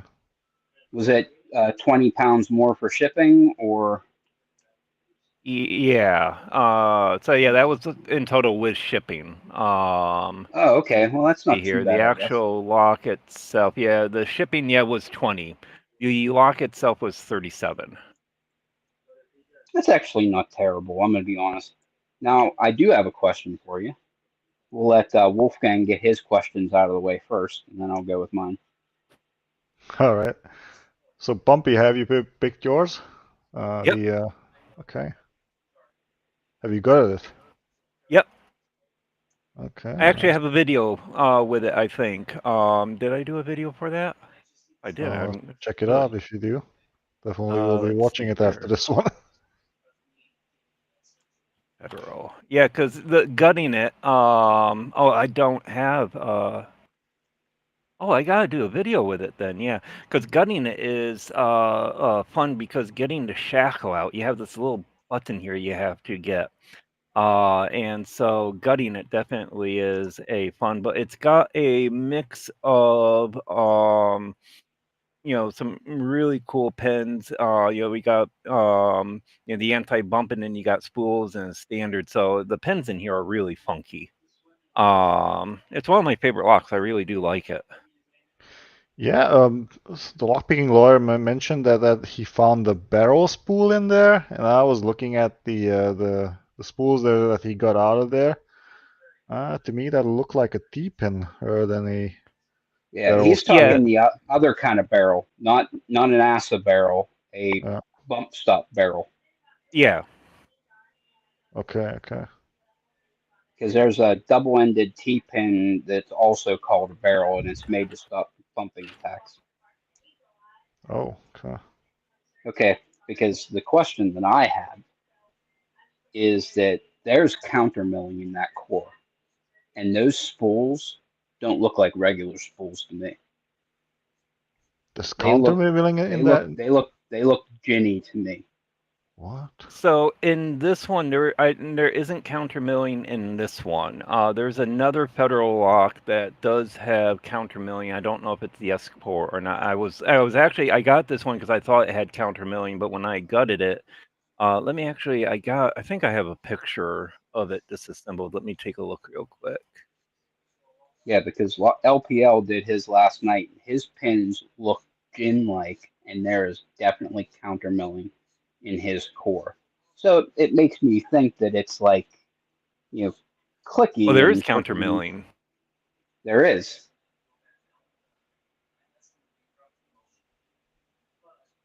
How I think about so. that? Let's see here. You know what? Let me pick it and I'll gut it and we'll find out. Oh, interesting. Good. Sounds fun. Based Let's off the find out together. picture, it looks like it. So let's. I don't think I ever threw the pick in to confirm that. So let's Because find out. I'd be really interested to see if those pins engage with that countermilling. Because I would buy it for sure if it is gin-like.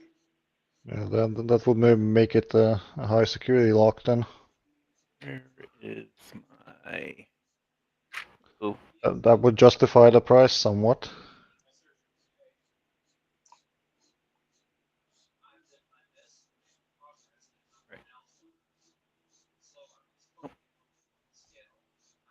where did that? That was really nice of them, There Noah. it is. We got some cool guys in the group. That's no doubt about it. Wish I could talk Not Too Dead, still kicking, into selling me his S30 or S90V Mannix. Because it is the perfect pocket knife.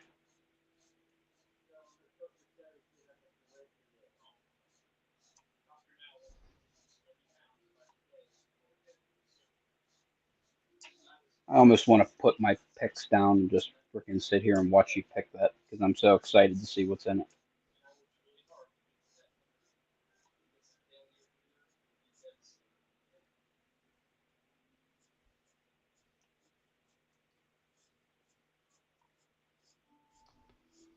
Oh man, so annoying. So I am going to record my video on Apex tomorrow. Oh, And nice. while I am going to say that they're not the best picks in the world, it's still one of my favorite lockpick sets because it's just it's interesting. It's got a lot of turning tools in it. It's you don't have to worry about bending the picks at all. It's a nice sturdy case. It's interesting.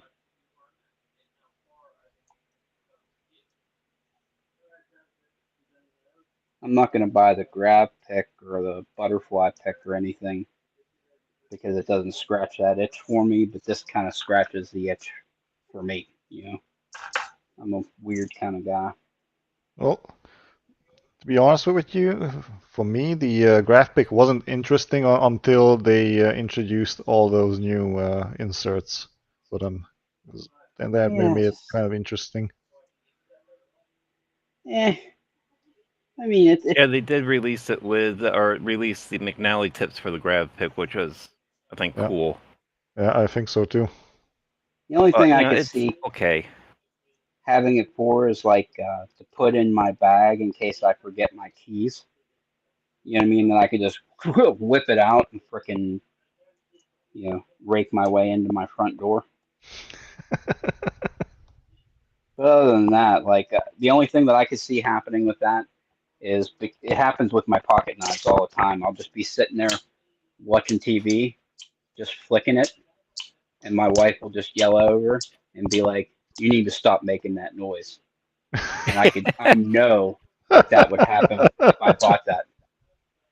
I would actually absolutely be sitting there flicking it out, flicking it out, flicking it out, and she would be like, "You need to stop doing that before I murder you or cut your fingers off or something." Oh boy.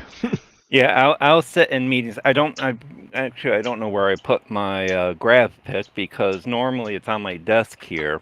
And in meetings, I'll sit and do that. And being a remote worker with that actually is kind of nice because my mic is muted and it doesn't pick up. But yeah, I can imagine being in a meeting with that and driving my coworkers crazy because it is a very audible click, click, click, click, click, click.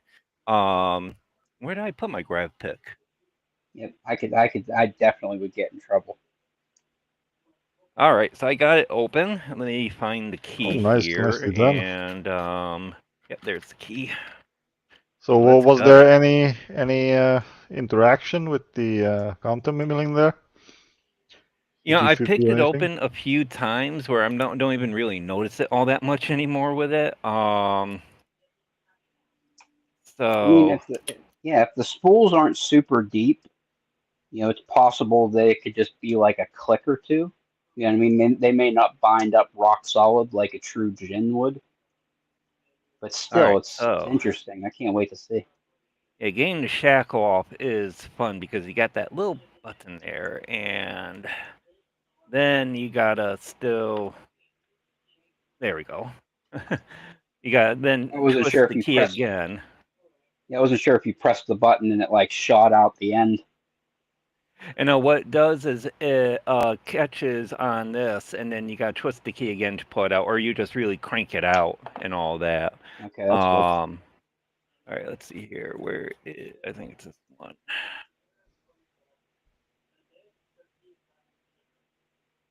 Nope, not that one.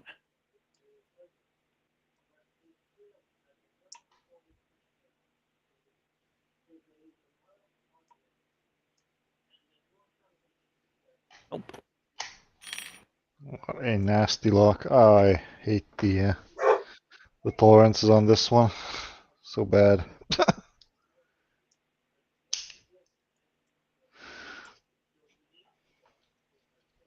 Hmm.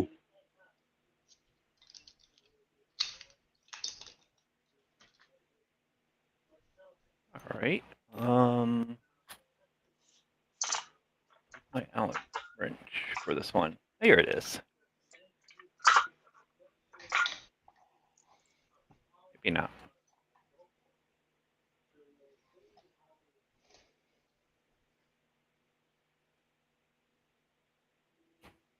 Nope. Oh, what happened there? Okay. Oh, I'm trying to find the Allen wrench that goes with this one, and it's like I am striking out. I disassembled this last week, and it's like normally I don't have a hard time finding. Here it is. All right, there's the Allen Ooh. wrench. So this is what I was thinking here. So look at all these locks. So all have the you can use the same tensioner to tension it from the top of the keyway, but this blue one has such a narrow top of the keyway. I had to move down by one size in order to fit it in. Sometimes the manufacturers make some mistakes there.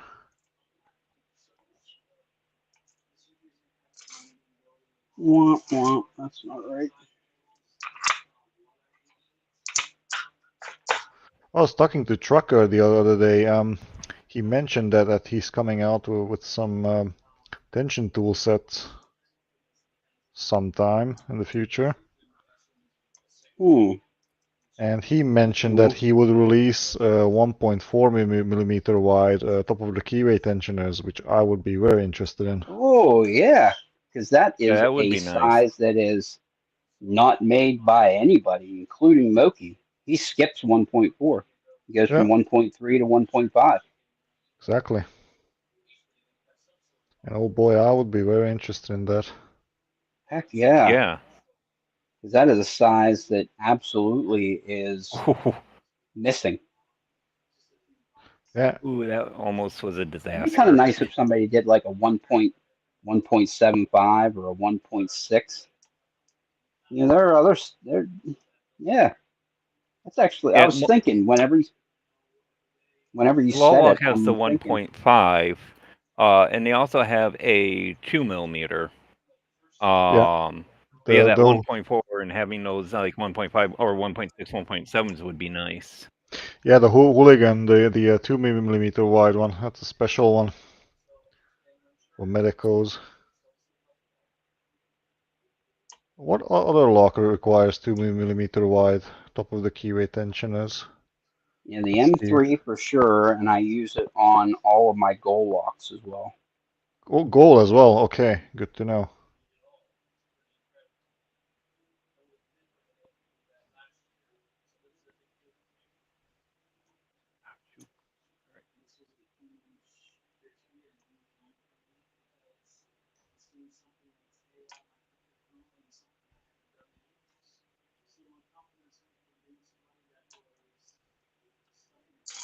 Ooh, open. There we go. I really am enjoying these picks, so how about that? Well, nice to hear. Nice to hear. Yeah, I didn't think they would grow on me as much as they did. Mm-hmm. It's not as functional as a set of Jimmy Longs, even though it takes up the same amount of space in my bag as a set of Jimmy Longs. It just kind of, I don't know. It just kind of fits. It slides down in the pocket. And it's just, I think it'll be even better when they start selling the medallion things, where you can actually have like a belt clip for it, or a crap. What the heck's that thing? Like a tech lock for attaching it to Molly or whatever. I wonder if Coordinating Instruments will release the STL files for some of those back things, because you could basically print those. I bet you. I don't know. You know what? They released the files for all of the 3D Locksport stuff, even though they started selling those. So maybe they will. You never know. We even bought some of those plans, but I haven't printed any of them yet. Now, this material, it does not feel like regular 3D print material. I'll tell you what it reminds me of. I actually have one printed out of it right here. There it is. Okay. I have a buddy who made this antenna for me. And this is a 3D printed nylon. And it feels kind of like that.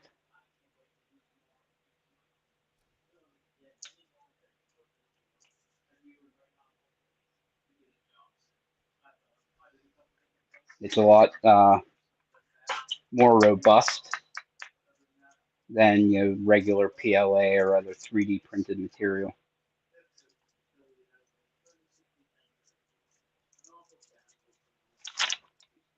So I'm not sure what material they use, but it feels like nylon. Interesting. So there is countermilling. There is. I Wow. knew it. Oh boy. Yep. I need you to And, pull out. I need you to pull out those pins and see if the pin interacts with that milling. Yeah. It does. Yep. It does. Yep. Well, Actually, So here if you, I can. if you take the pin and put it in the counter milling, me it'll catch. Is what I'm saying. zoom It'll in catch here. on that mill. Are these locks actually ranked already? Yep. So let me see if I can get the lighting to be a little bit better. Yeah. So you can see the countermilling there. I certainly can. You can see the shadow. And if I take, say, and here are the pins that were in mine. And so, there's that barrel pin. And so, that's paired with a really low pin, so that definitely nicks. And then these would definitely do it. I don't feel it a lot, so it's like if I take this one here and let's go with one of the smaller pins here. Oh, yeah. All right. Just spilled all my pins, but that's okay. Oh, As long as they didn't spill on the floor. Nope, they're all on my mat. Oh, And it wait. was like yeah. Okay, so we'll put this guy in there and then take one of the barrel pin, the spool pins, throw it in there. So yeah, it does go below that shear line and it does catch it. Oh yeah, I can One is actually up. feel it. Yeah, I'm actually oops, sorry. I'm actually pulling this really hard right now. And it's holding it pretty nicely. So yeah, that does interact with that countermilling. Huh. Are all the chambers countermilled? Yep. Okay, and it's really countermilling, not overmilling, but real countermilling. I think so, yep. Let's see here, there's the pick.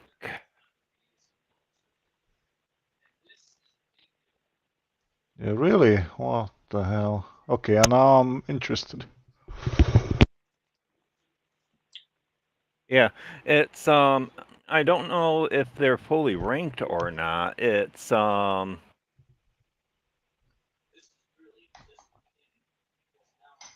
I bet they don't bind up like super heavy like a true gin would. But I Yeah. think there's an interesting little curveball to have in the picking process. That's really cool. 720B. Oh, I gotta go find it. God darn you guys. Guys are screwing me.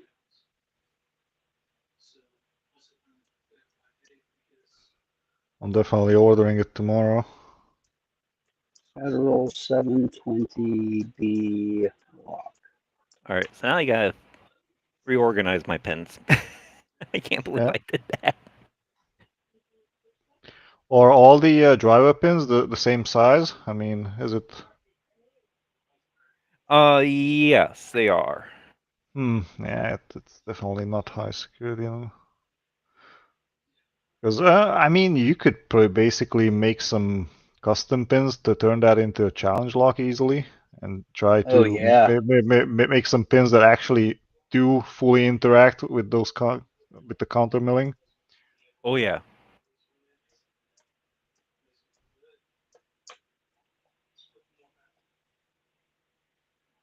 No exact match found.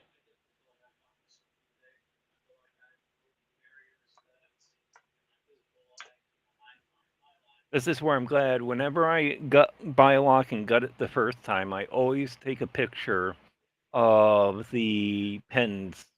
That way, if I ever do spill it or use it, I know exactly what the what was in there, That's and smart. so it's find out if I got the picture right.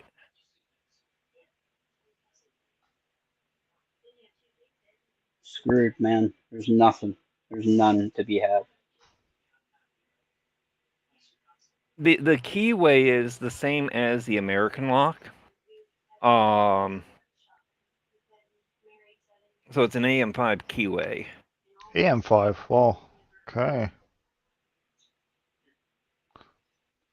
Do you also need to use like a excessive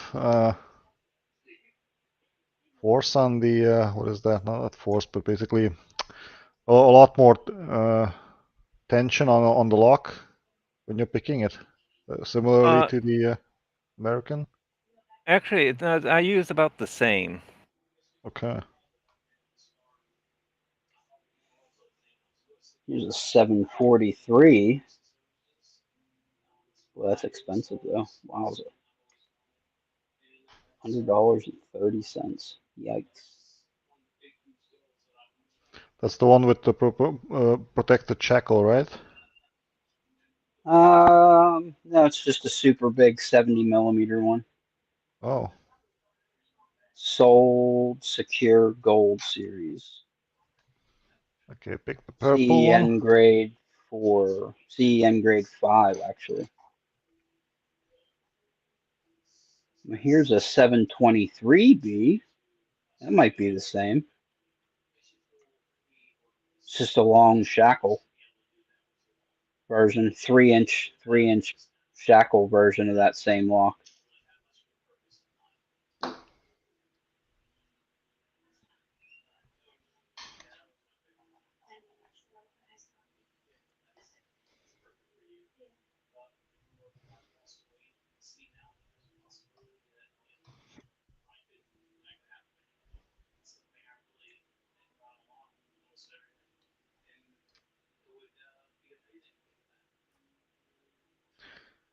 I mean, if they made some any of those thin-lipped um, spools, they would definitely interact with the counter milling there. Yeah. Is that the exact model that you have, the 720B?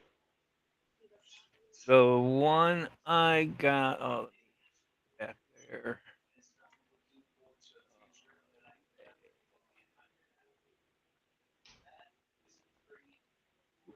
Roman. Yeah, I got the FD 720B. Yep.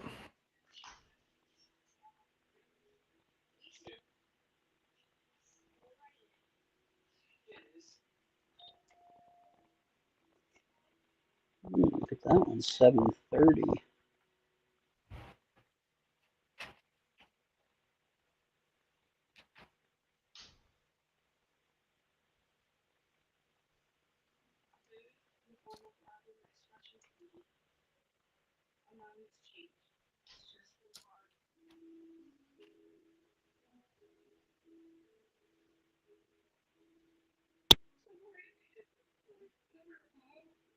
I should stop looking at this stuff. I'm such a sick guy.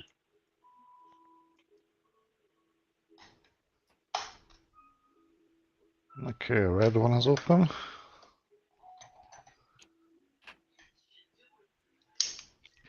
Last one is the black. Freak show.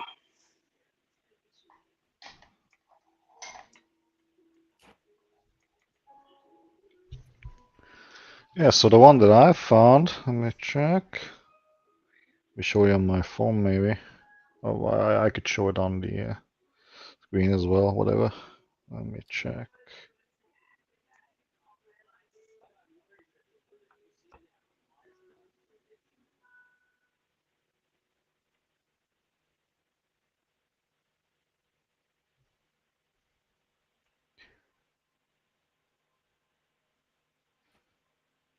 Yeah, it's the Series 720 with the molybdenum shackle.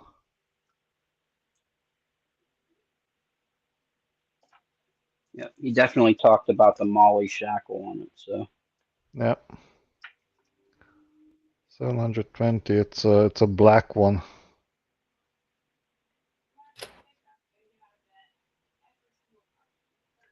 Hmm. Yeah, real nice. There's also a protected shackled version, but that one costs like double the price, 120 euros. Oh boy. This is what Amazon is selling.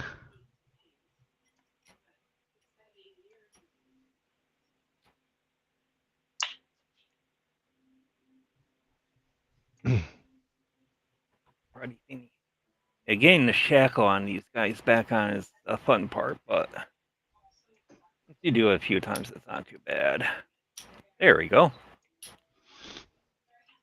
Yeah, I'll record a video of this at some point because it definitely is a fun lock. It's one of my favorites.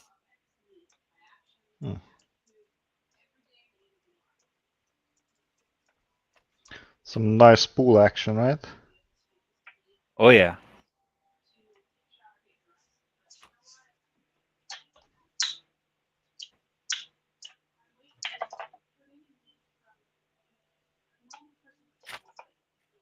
what do we want to pick next?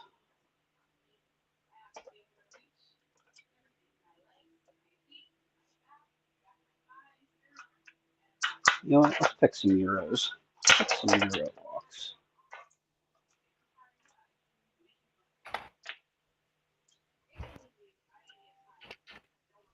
Tell you what pick out of this set is starting to grow on me more than I thought it would. The DeForest Diamond is okay, you know what I mean? But the one that's really growing on me is this one. It is this, Oh, the scimitar? yep, it's like a crescent.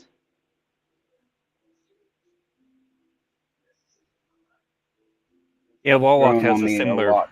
profile. It's a nice one. It's Now, is it the same one that's in the Reaper set? No way. That is not the same at all. Yeah, the Reaper one is this. Yeah, it's a little bit different from the Reaper. That is different. The bend is kind of deeper on the apex, right? Yeah, it's deeper. The scoop is more narrow. Yeah. That is definitely different. I mean, it's inspired like by the same thing, but it is definitely not the same. Black is open. All right, enough of these. I didn't think I was gonna like it, but I'm actually really liking it on like Euro locks, things that are real paracentric, or oh yeah. like 410 lottos. You know how it's like hard to kind of get around the corner to get those pins because the paracentricity of the, you know what I mean, you're levering off of the bottom right hand side trying to get pins that are on the upper left hand side. Yeah. Yeah, And that's it's really yeah, that's very similar to real. the scimitar with law lock tools. And yeah, with Euro cylinders, this comes in very, very handy. Yep, this one, right? Yep. That's the one.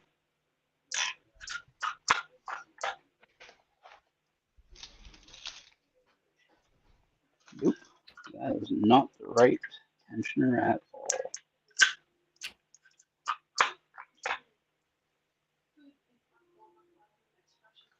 Better. And lately, I was testing the Reaper set. It definitely works really well on the standard security and low security locks. I mean, that's really what I like about it. One of our meetings, some guy brought these 64 TIs from Abus, and I think I opened like 3 or 4 of them with the tickler. Basically, you just go in and then zip out, and it works like magic on those locks. Awesome. Because I normally hate those type of locks, but with the Reaper set, it becomes a little like a joke. Okay. I see that Not Too Dead is in the chat now. I was just talking about you, Not Too. I was saying that I wish you would sell me your Manix 2 and S90V. But you said, who makes that? It looks very familiar. So what are you talking about? Because there's a lot of stuff going on. Talking about the pick, the lock. What are you talking about?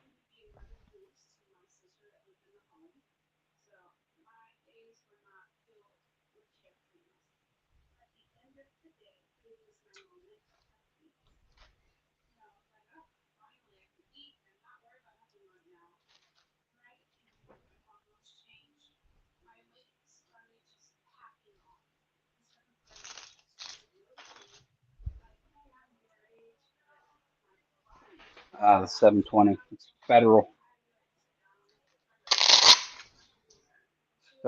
Lock Company. I think they're made in Taiwan, if I'm not mistaken. Yeah, and I think that version, the one with the brass, is exported to the UK, from what I understand. The German one is completely black. I was just checking it on Amazon. Yep, those are the ones I was looking at, the black ones with the 5-star security rating. Yeah. They cost like 3 times as much though, but it looks like a really cool lock. I mean, for that kind of price, you might as well get a Berg Wachter. Yeah, I gotta start working on mine. Oh boy. I've always wanted a Gamma 700, but I've never gotten around to it. Oh, the Gamma 700. I like the diamonds, but the Gamma 700, I mean, oh boy. Such a pain in the ass to pick these.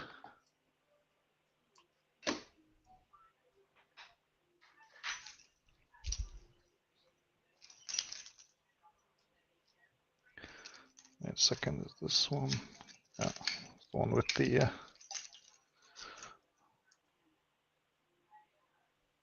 Now, too, I was looking at a Manix the other day. They have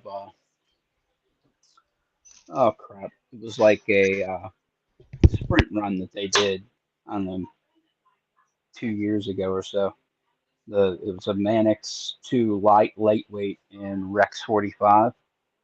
Very similar tool steel to Rex 121, but not quite as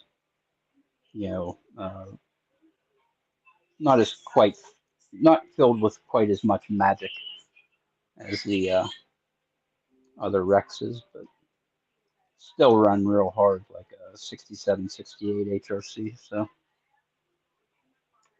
good stuff.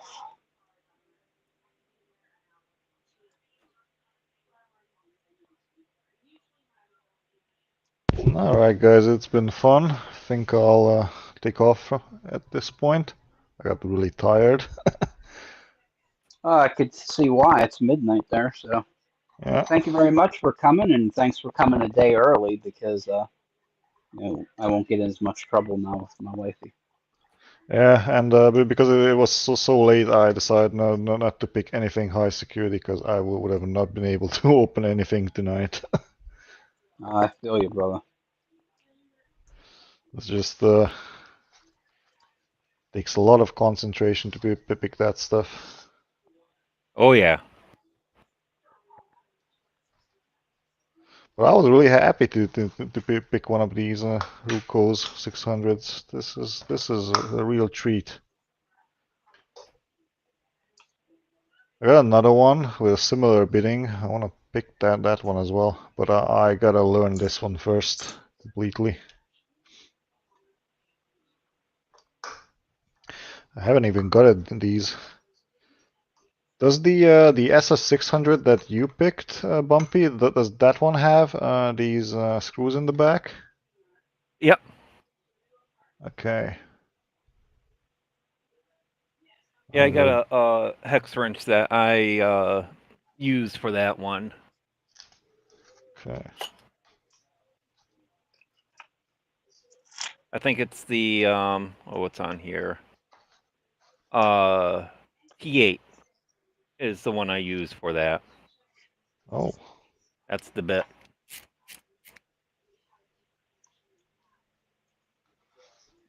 Where did mine Oh, go? it's There Oh, it is. it works. Yeah. I was just thinking the same. Oh, Torx. Yep. Yep, Torx T8 is perfect for that. Huh. I actually Gotta use grab. a Torx T8 for my the same for the pivot on the Swick. All the screws are T8. Awesome. Yeah, that's next on my shopping list. Getting one of those. Oh, you should. They're so good. They really are so good.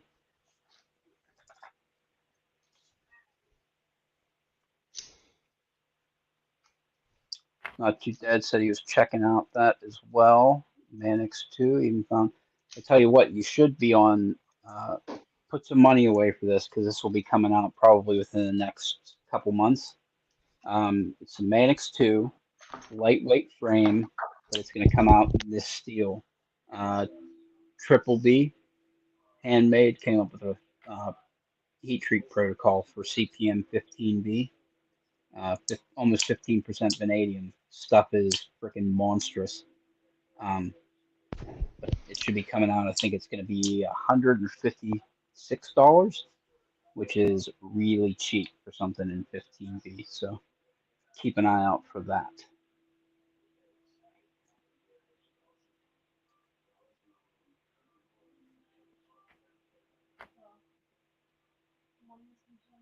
Maybe I'll spend a little bit trying to get these last lock or two open and then maybe call it a night.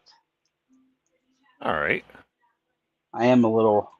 Anybody out there other than Bumpy and I expecting the crazy winter storm coming up here in the northeast area of the U.S.?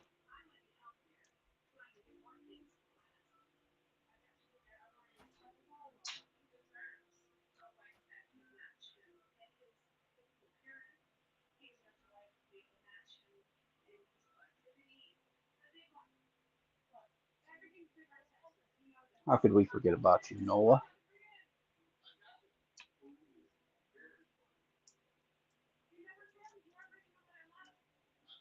I'm just curious because I think I am going to bring home.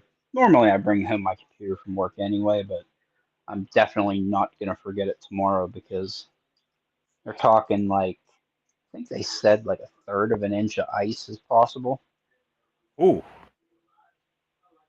That's a lot of ice. I am dredging the storm already. Got ice last night. Yeah, you're in upstate New York, still kicking, I believe. I would say you're probably going to get the same crap that we're going to get, just several hours after us.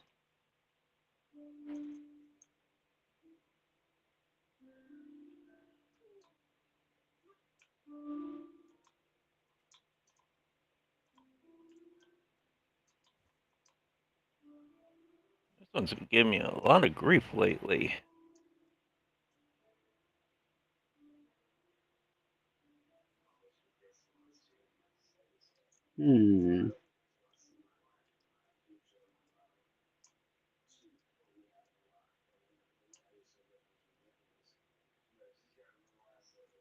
See, where did I put that pick?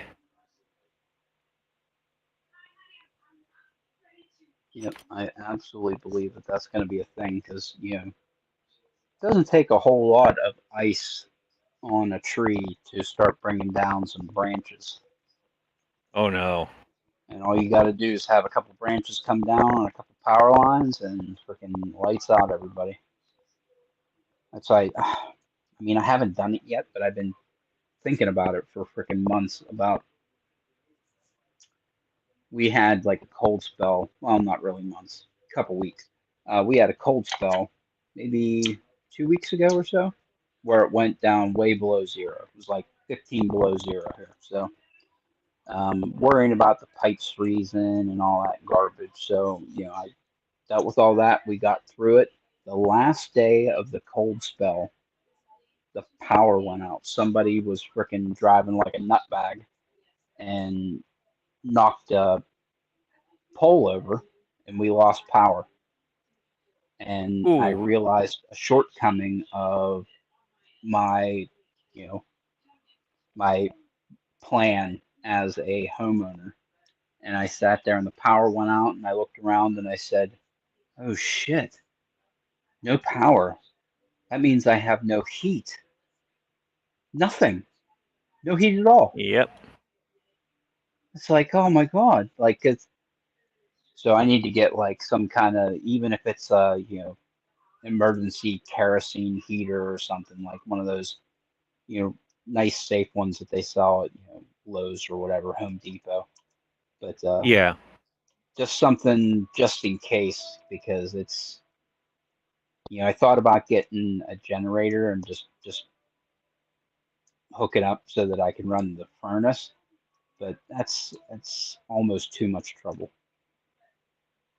Yeah, that's what guys, I've got a little champion generator that will break out, and we got a gas furnace, so I can always hook it up to that and get that running, or we got a bunch of little face heaters that we'll throw around the house and use those at night. But yeah, because I live in a nice wooded area, and yeah, actually, I'm probably tomorrow I'm going to do a walk around the property just to make sure that I got the branches I can taking care of, or see where things are going to fall potentially. It's not a bad idea, because it's like, holy smokes,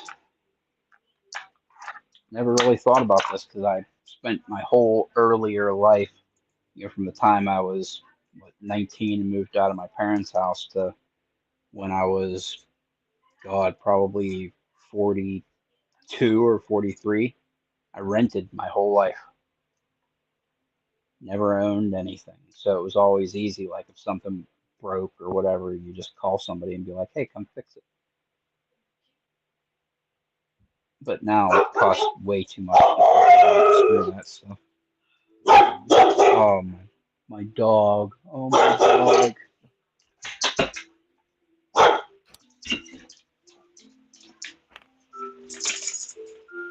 the light on. Bad boy.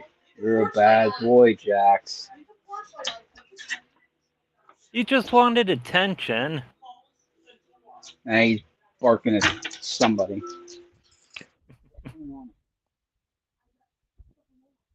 He was saying, "Play with me. I want to play." My wife and her Walmart orders. We don't go shopping anymore. We just have frickin' groceries delivered. I can't tell you the last time I went to the store. How lazy I've become.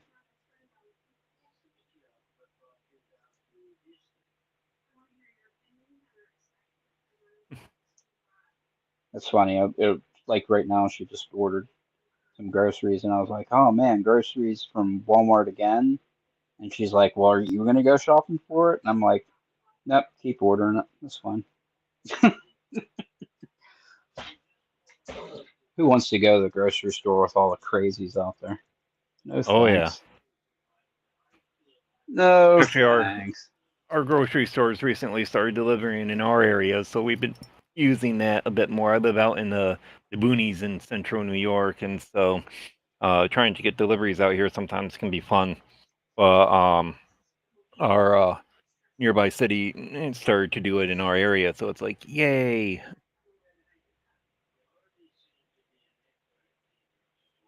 Trying to think of the last time I was up there in New York, because it was actually during a very similar time where there was like a lot of crazy, super cold. want to say it was January, February, maybe of shit. When was that? Because we ended up going to Niagara Falls, and we stopped through New York on the way out. Oh, crap! Where the hell? I've never I'm trying been to there. think of when that was. Was that January, February of 2022 or 2021?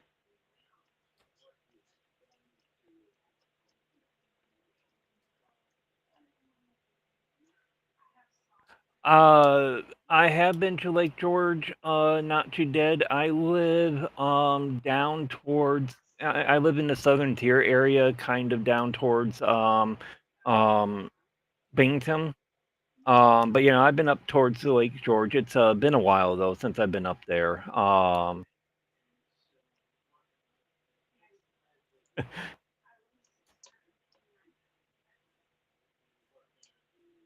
Kind of a funny story. One of my favorite places as a kid to go was Fort Ticonderoga up in that area, and my mom hates heights. And so I think it's across the lake from Fort Ticonderoga, I think it's either Mount Independence or something like that. I forget the name of the mountain, but they've got this fire tower at the top of it. I was begging my mom to go, and she finally caved in, and we went. And we didn't realize kind of how high it was until we got up there. And so she's clinging to the car, and then we get to the tower, and she's clinging to the wall. It's like, okay, are we done yet? Oh, come on. Open. Jeez. What's going on here? I'm better than this. I actually don't want to crank on it with that pick. Let's grab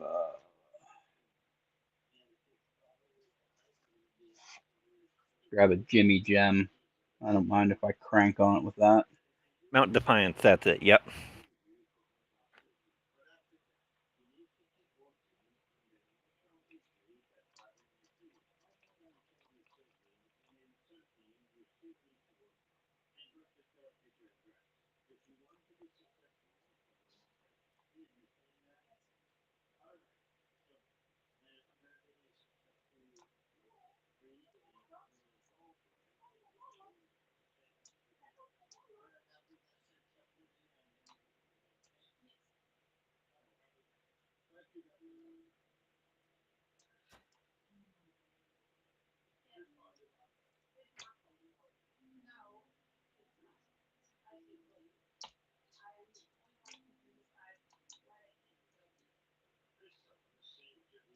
Oh, that was cool. The live cannon demos and all that. It's been a long time since I've been up there. Last time I was in that area was when I was in grad school with geology, and we were doing a field trip in that area with a conference and all that. Gotta get back up there at some point.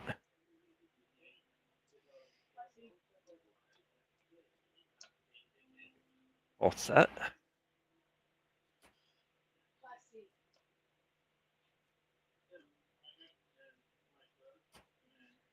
Well, that's very cool. Not too dead.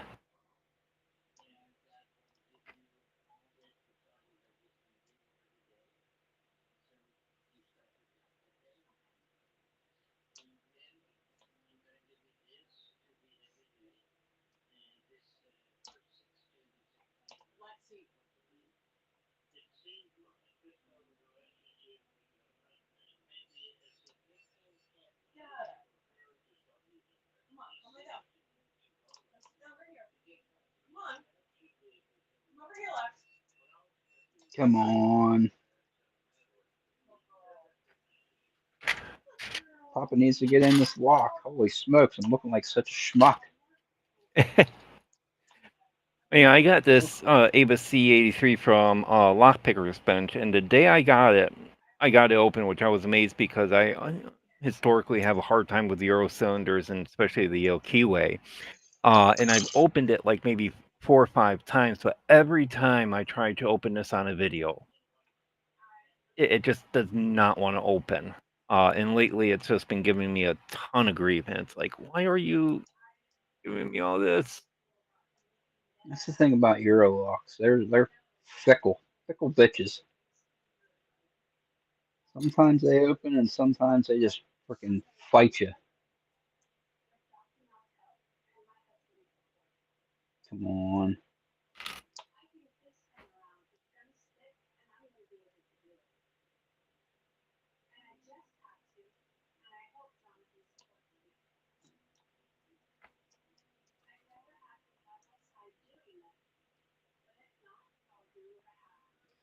Hmm.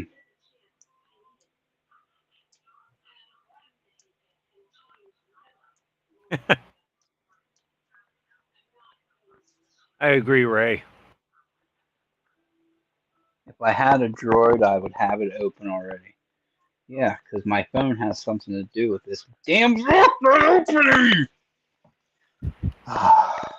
Okay, I had my temper tantrum for the day.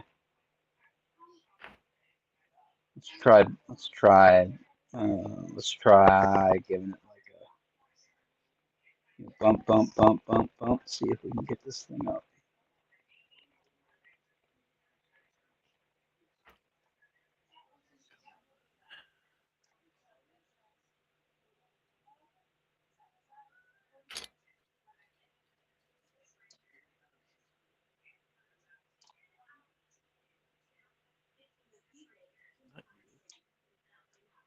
Not you.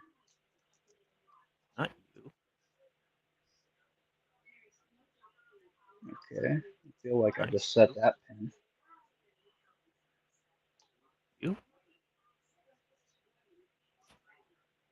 Ah.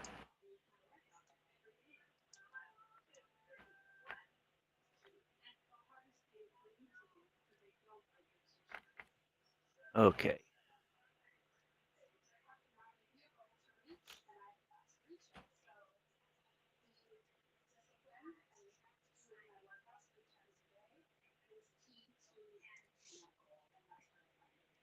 Hmm.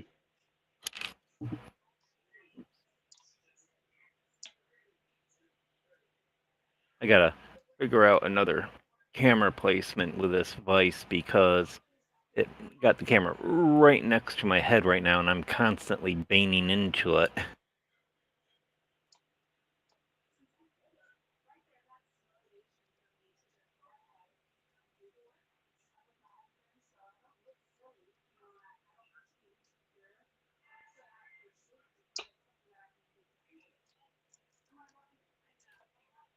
Oh, bitchin'.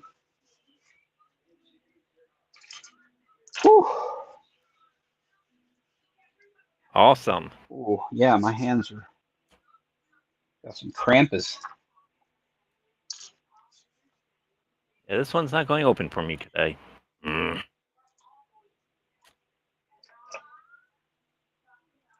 Let's try one more. One more lock. One more lock, and then we'll call it a day. Let's open a Ruco.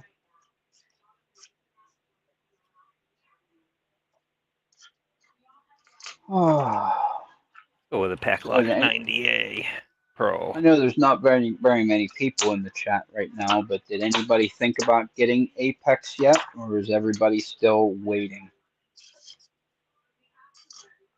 Just out of curiosity.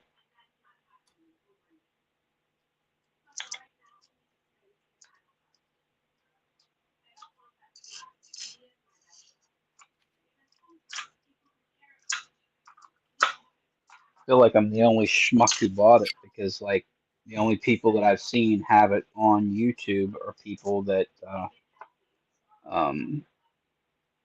Covert sent them out to for free.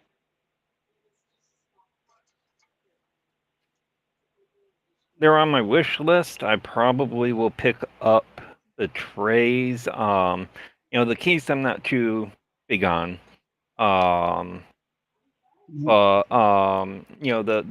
profiles with, especially with 3 and 4, the trays 3 and 4, are piquing my interest. I'm probably going to wait until I can. They have the trays available for that because $200 is a little steep for myself. Yeah, it kind of is, which is why I didn't buy it all. I only got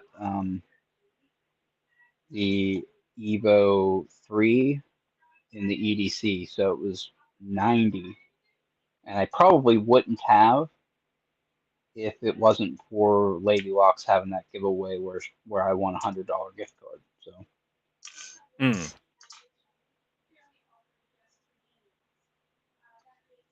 yeah, I won her 5,000 subscriber giveaway, and I kind of earmarked that card. I said I'm going to put this aside for Apex when it comes out because I knew it was going to be super expensive.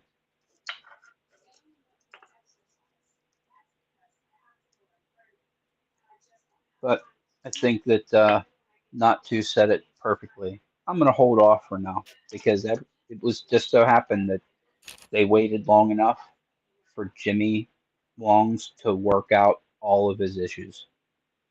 So Yeah. everybody went and bought all of his picks, and everybody is like full up on really good Jimmy Long's picks, and they kind of look at Apex and they're like, it's basically the same. I ain't buying it. They may buy it eventually, but for now it doesn't seem like they are.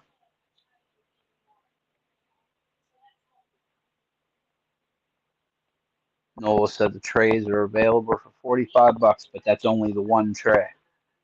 The only tray that they have that you can buy is the Evo 2, which is the Genesis Echelon profiles. set. Yeah, the Echelon, yeah. Which is basically the same as the Genesis, it's just 20 thou instead of 25 thou.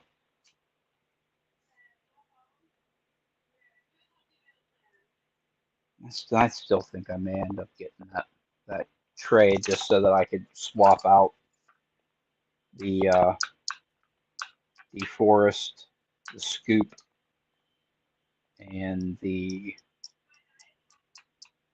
Forest, the Scoop, and that's probably it. And then I'm going to put in the short hook and the deep hook. I think that's what I'm going to end up doing. Getting those 5 picks, the Genesis profiles in 20, taking out this pick, the DeForest Diamond, and the Scoop, No. the Spoon or the Reach, and putting in the short hook from the Genesis, and then that new deep hook. You gotta keep the DeForest Diamond. Well, I don't know. It's such an awesome pick. That's the thing. I don't mind it. It works real good. I've been using it to pick American locks, and it's perfect for that. I mean, it blows through master locks and American lock, 1100s and stuff. No problem. It just eats them for breakfast. The problem is that there's just other picks that I like better. Oh yeah. And if you only have space for 5, this is never going to make the list.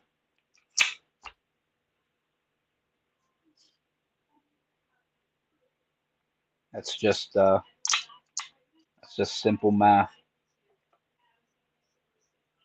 I did figure out why. Here's something cool. Well, I kept looking at people having this case, and when you take these turners out, double-ended turners, and you drop them on those 2 magnets, that it always seems like they have perfect spacing. And I know exactly why that is now. If anybody's interested. Okay, so whenever you have a magnet and things have the same polarity, they repel, right? So all down here, they're all touching that magnet. So they all have the same polarity. So they're pushing against each other. So when you squeeze them together, they repel. That's cool. And they spring back apart. Isn't that such a simple and elegant design? to That's just have cool. one magnet for everything, and because of the polarity being the same, they repel each other to make themselves split apart. You squeeze them together, and they just force themselves apart. Very cool design. That's probably the most clever thing about this whole set. It's all pretty clever though. It really is. The way these ergo turners fit in here. So you couldn't make it just so that they snap in. You have to put them in here to the elbow fits, okay? And then you have to take the shaft and bend it up and then fit it into the slot. So it's actually under tension. That's a good So idea. if you put it in straight, it's right there. You have to push it under tension and then push it in. And that's what actually holds it in so it doesn't fall out, is that slight bowing of the shank there.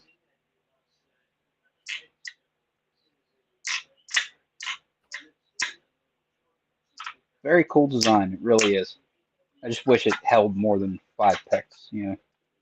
Yeah. But it's still cool to like throw in a bag, which is what I do. I'll put it in a bag with some 410s, just as like to mess around with. Which 5 picks is plenty for that. You know what I mean? I could probably deal with 2 picks to pick all these locks. You know what I mean? You don't even need 5. Yeah. But if you're going to pick, unknown locks, if you're going to like a lock sport meetup, this isn't good enough for that. No way. Because you have no idea what you're going to run into at a meetup with somebody. I'd much rather have a Jimmy Long's roll that has, short, medium, and deep of everything. Yeah, when Real I cool, though. travel, I throw all mine into, I got the Sparrows Sherman case. And Yeah. this holds pretty much all of my multi-picks, covert instruments, all these styles. I can throw them all pretty much in here, plus also my Lawlock, Valerian, and Ridgeback set I can get in here. So I can take pretty much my entire collection with me. That's something there. If you could fit your whole collection in one case, wowza. The only thing I can't get in there are the Pro Series. But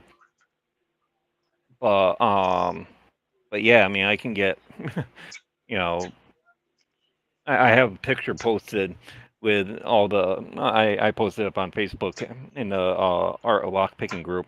One time with all the picks I got in there, I'm still amazed every time I throw them in there at just how many I can get in. Does the Jimmy Longs fit in here? Oh, they do. I may buy a second one of these and use that for my Jimmy Longs because those Actually fit in there started. pretty nicely. That was what I used to throw in my bag instead of this. Was this? It's just a Tradecraft. I think it's a Tradecraft case, the one that the Genesis comes in, because I took my Genesis picks and put them inside a Tradecraft case along with the Echelon stuff. So I didn't need that case anymore. So I took that case and I put the 3 picks that I use the most, which is the low, short, and medium gem with the Jimmy Long's Turners, and then a couple just pieces of wiper insert. There's a couple more up here. But that used to be like my, messing around. If I was going to grab a couple padlocks or whatever, this would be like what I took. Now it's this.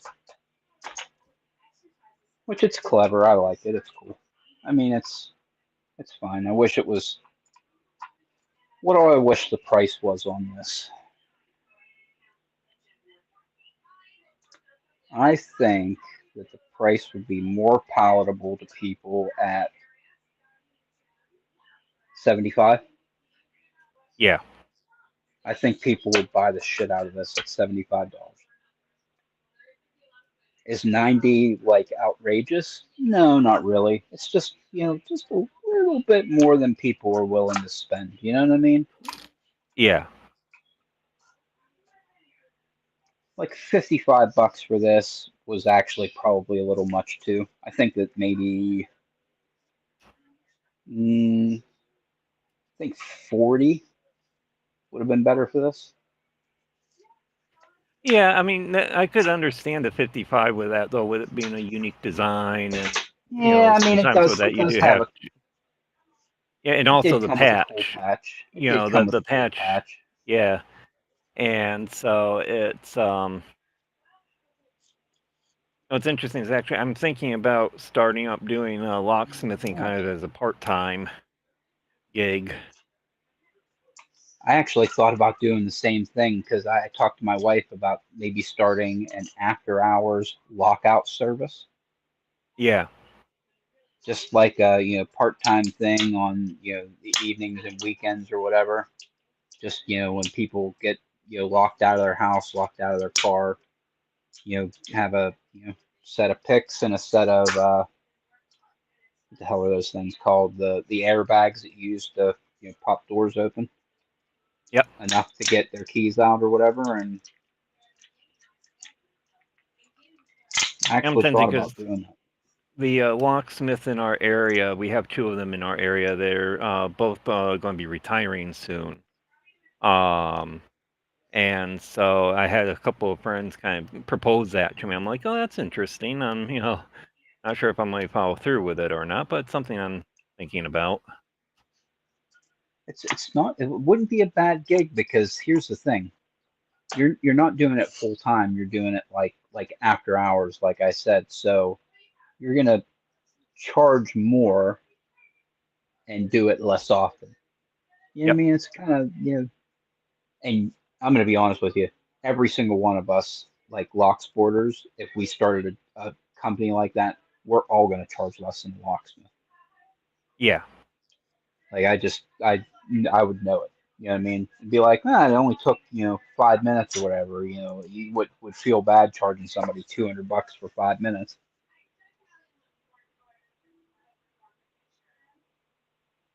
All right. Why am I having problems with this lock? I don't know. I thought about swapping these out and putting these in instead. I don't know though. I don't think Oh, the I'm gonna Reaper like. ones? Yeah. I don't know. I don't like the way they fit. Yeah, they definitely don't fit that way. I would Have to keep the go regular in. ones in there. The Reaper ones are good. Yeah, I think they're more for I like use picking them in like special locks. for the specialty type locks like the Abus 7240. I really love them on that. But then I'll use like my multi-pick or the other regular tension tools for everything else. In fact, that was one thing I did want to check. I want to get this guy open first, and I might measure that because I'm curious. Come on, open! Yeah, I think you're absolutely right. I think that those are not for this. All right, so I'm curious. What is the measurement on that? Where's my measuring thingy? Here it is.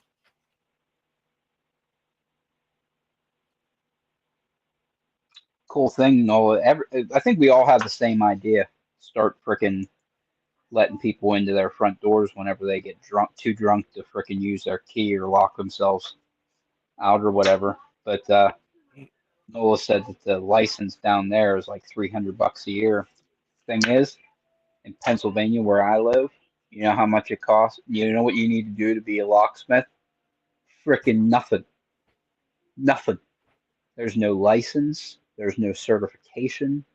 There is nothing. Oh, jeez. I know. That's what I said. I'm like, you don't need nothing. Nothing.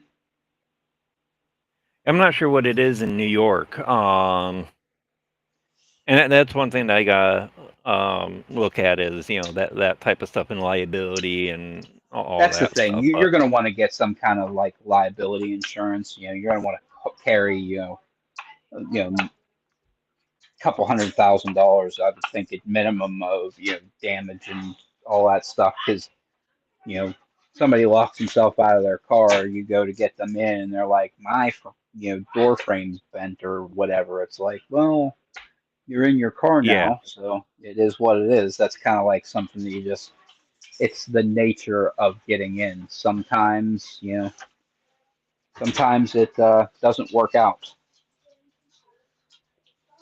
Yeah, the one thing that's interesting with the Reaper tensioners is that they are thinner than other tensioners, and that does I think have a big difference in their usability and all that. Yes, I would carry a regular tensioner in that. And these were 2.28 millimeters, and this is about 3 millimeters, so over half a millimeter difference. That's so funny that we all had the same idea of like what to do. We should here's what we should do. How about this idea? This idea. I need to become the guru of this idea, the ringleader. What we should all do is we should all get together because we all live all over the freaking country and we start a chain together. Wouldn't that be cool? That would be cool. After our Locksport or after our lockout service, and each of us has our own franchise. That would be slick. cool.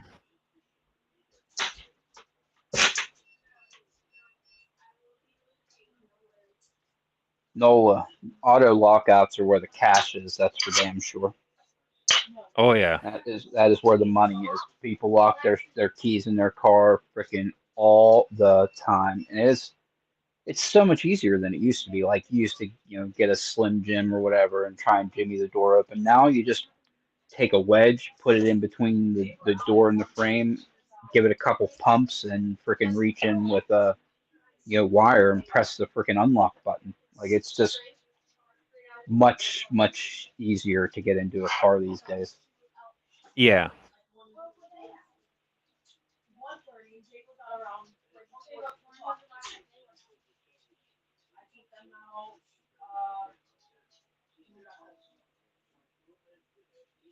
It was funny because last week I shared that vodka I got. I don't know if I told you that they were locked out of the distillery store, and I was like, oh, I got my tools with me. I can help get you in. And I got them in to sell me that bottle of vodka. Nice. I've probably, how many times would I say that I helped somebody in somewhere? Probably 8 times. I've helped my sister into her shed a couple times. I've helped her in her front door once. My neighbor in their door once. My cousin twice. Into my own front door twice. There's been a lot of times where it's been like, boy, I'm really glad that I know this skill. Yeah. It is definitely a skill. Yeah, and it was like at work because when I was I used to work in customer support. There was a time where we were working in in our library, and we were replacing our lab computers, and we had them all chained down with master lock number 3s, and we couldn't find the key. And I was like, geez, it would have been so nice to have been able you had the skill back then, because I could have just picked those open rather than cutting them all open and having to replace all of them. Yep.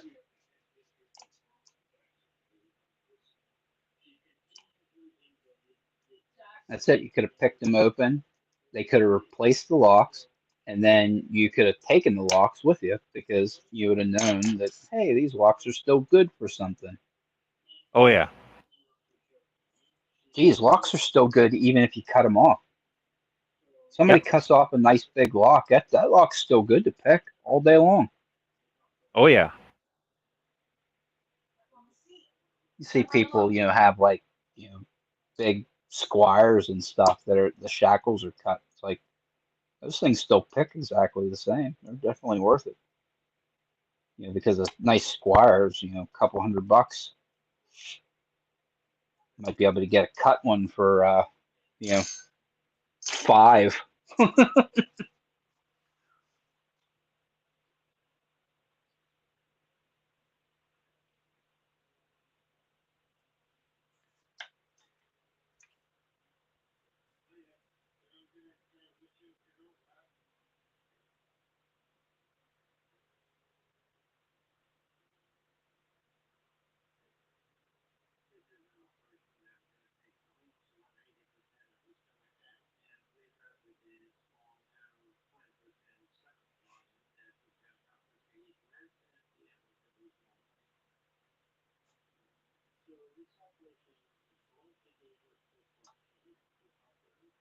Here I am. I'm sitting here reading the chat.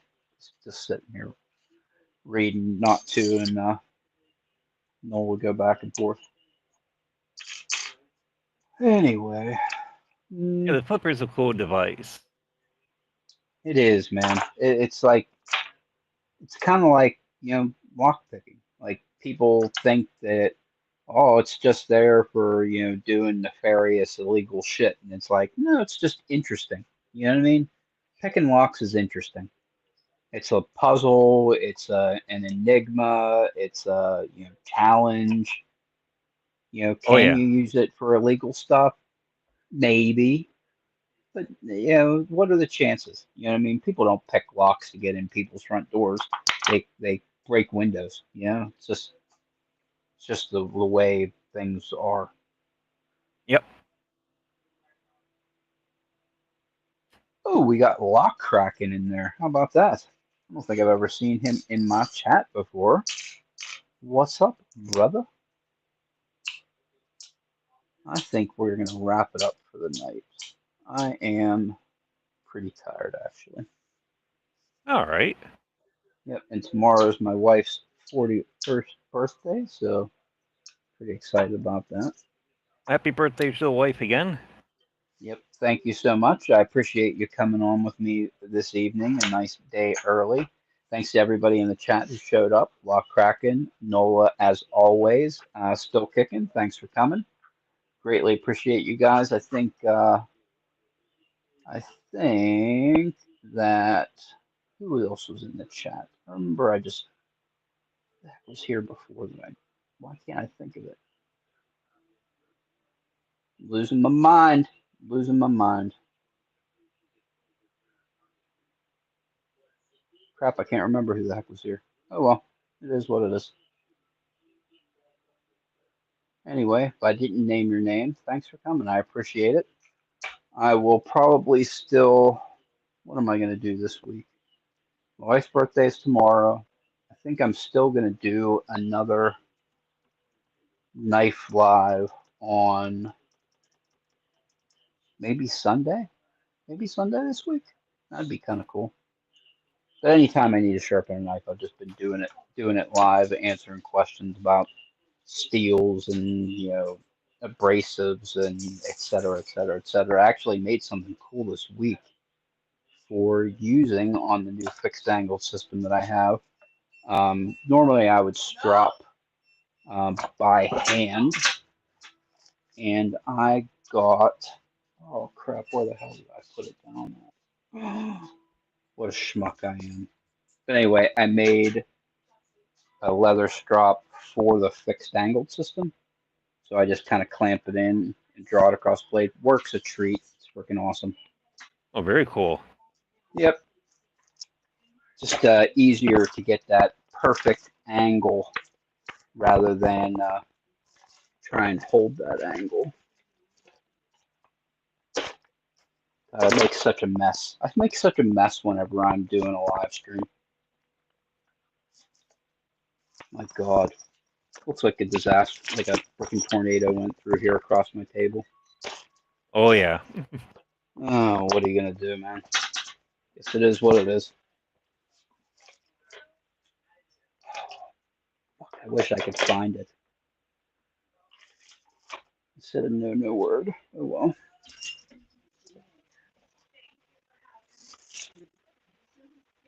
Hmm.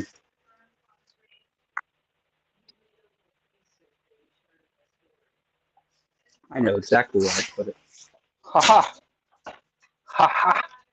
Oh yeah, Dean Bean was here too. Dean was here. I knew somebody else was here. Damn, thank you. Here it is. Oh, very cool. So I got a rough leather on the one side with 9 micron diamond. And then we got smooth leather on this side with 6 micron diamond. Still needs to dry. It's still a little tacky, but we'll let this side dry. I used this side today, but this side needs to dry still.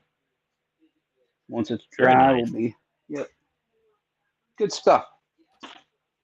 Clamps right in there and helps revitalize your edge, remove the burr. Anyway, everybody have a fantastic evening. Bumpy, I will see you here next week, next Wednesday. Sounds What else great. is going on? We're going to do a knife sharpening live on either Friday, Saturday, or Sunday. And I got a live with Stu Sunday morning, 7 a.m. It's a busy week, baby. Busy week. I'm going to burn out. But that's okay. Like, what is it? Burn bright and burn out or whatever? Burn bright Oh and then yeah. burn out. And we'll take a break and then we'll come back and burn brighter again. So anyway, everybody have a great, wonderful rest of your Tuesday. And I'll see you guys here next time. I'll catch you later. Bye-bye. You have a good week. Stay safe in the storm. Later, Bump. You do the same. I forgot all about the storm. Catch you later, man.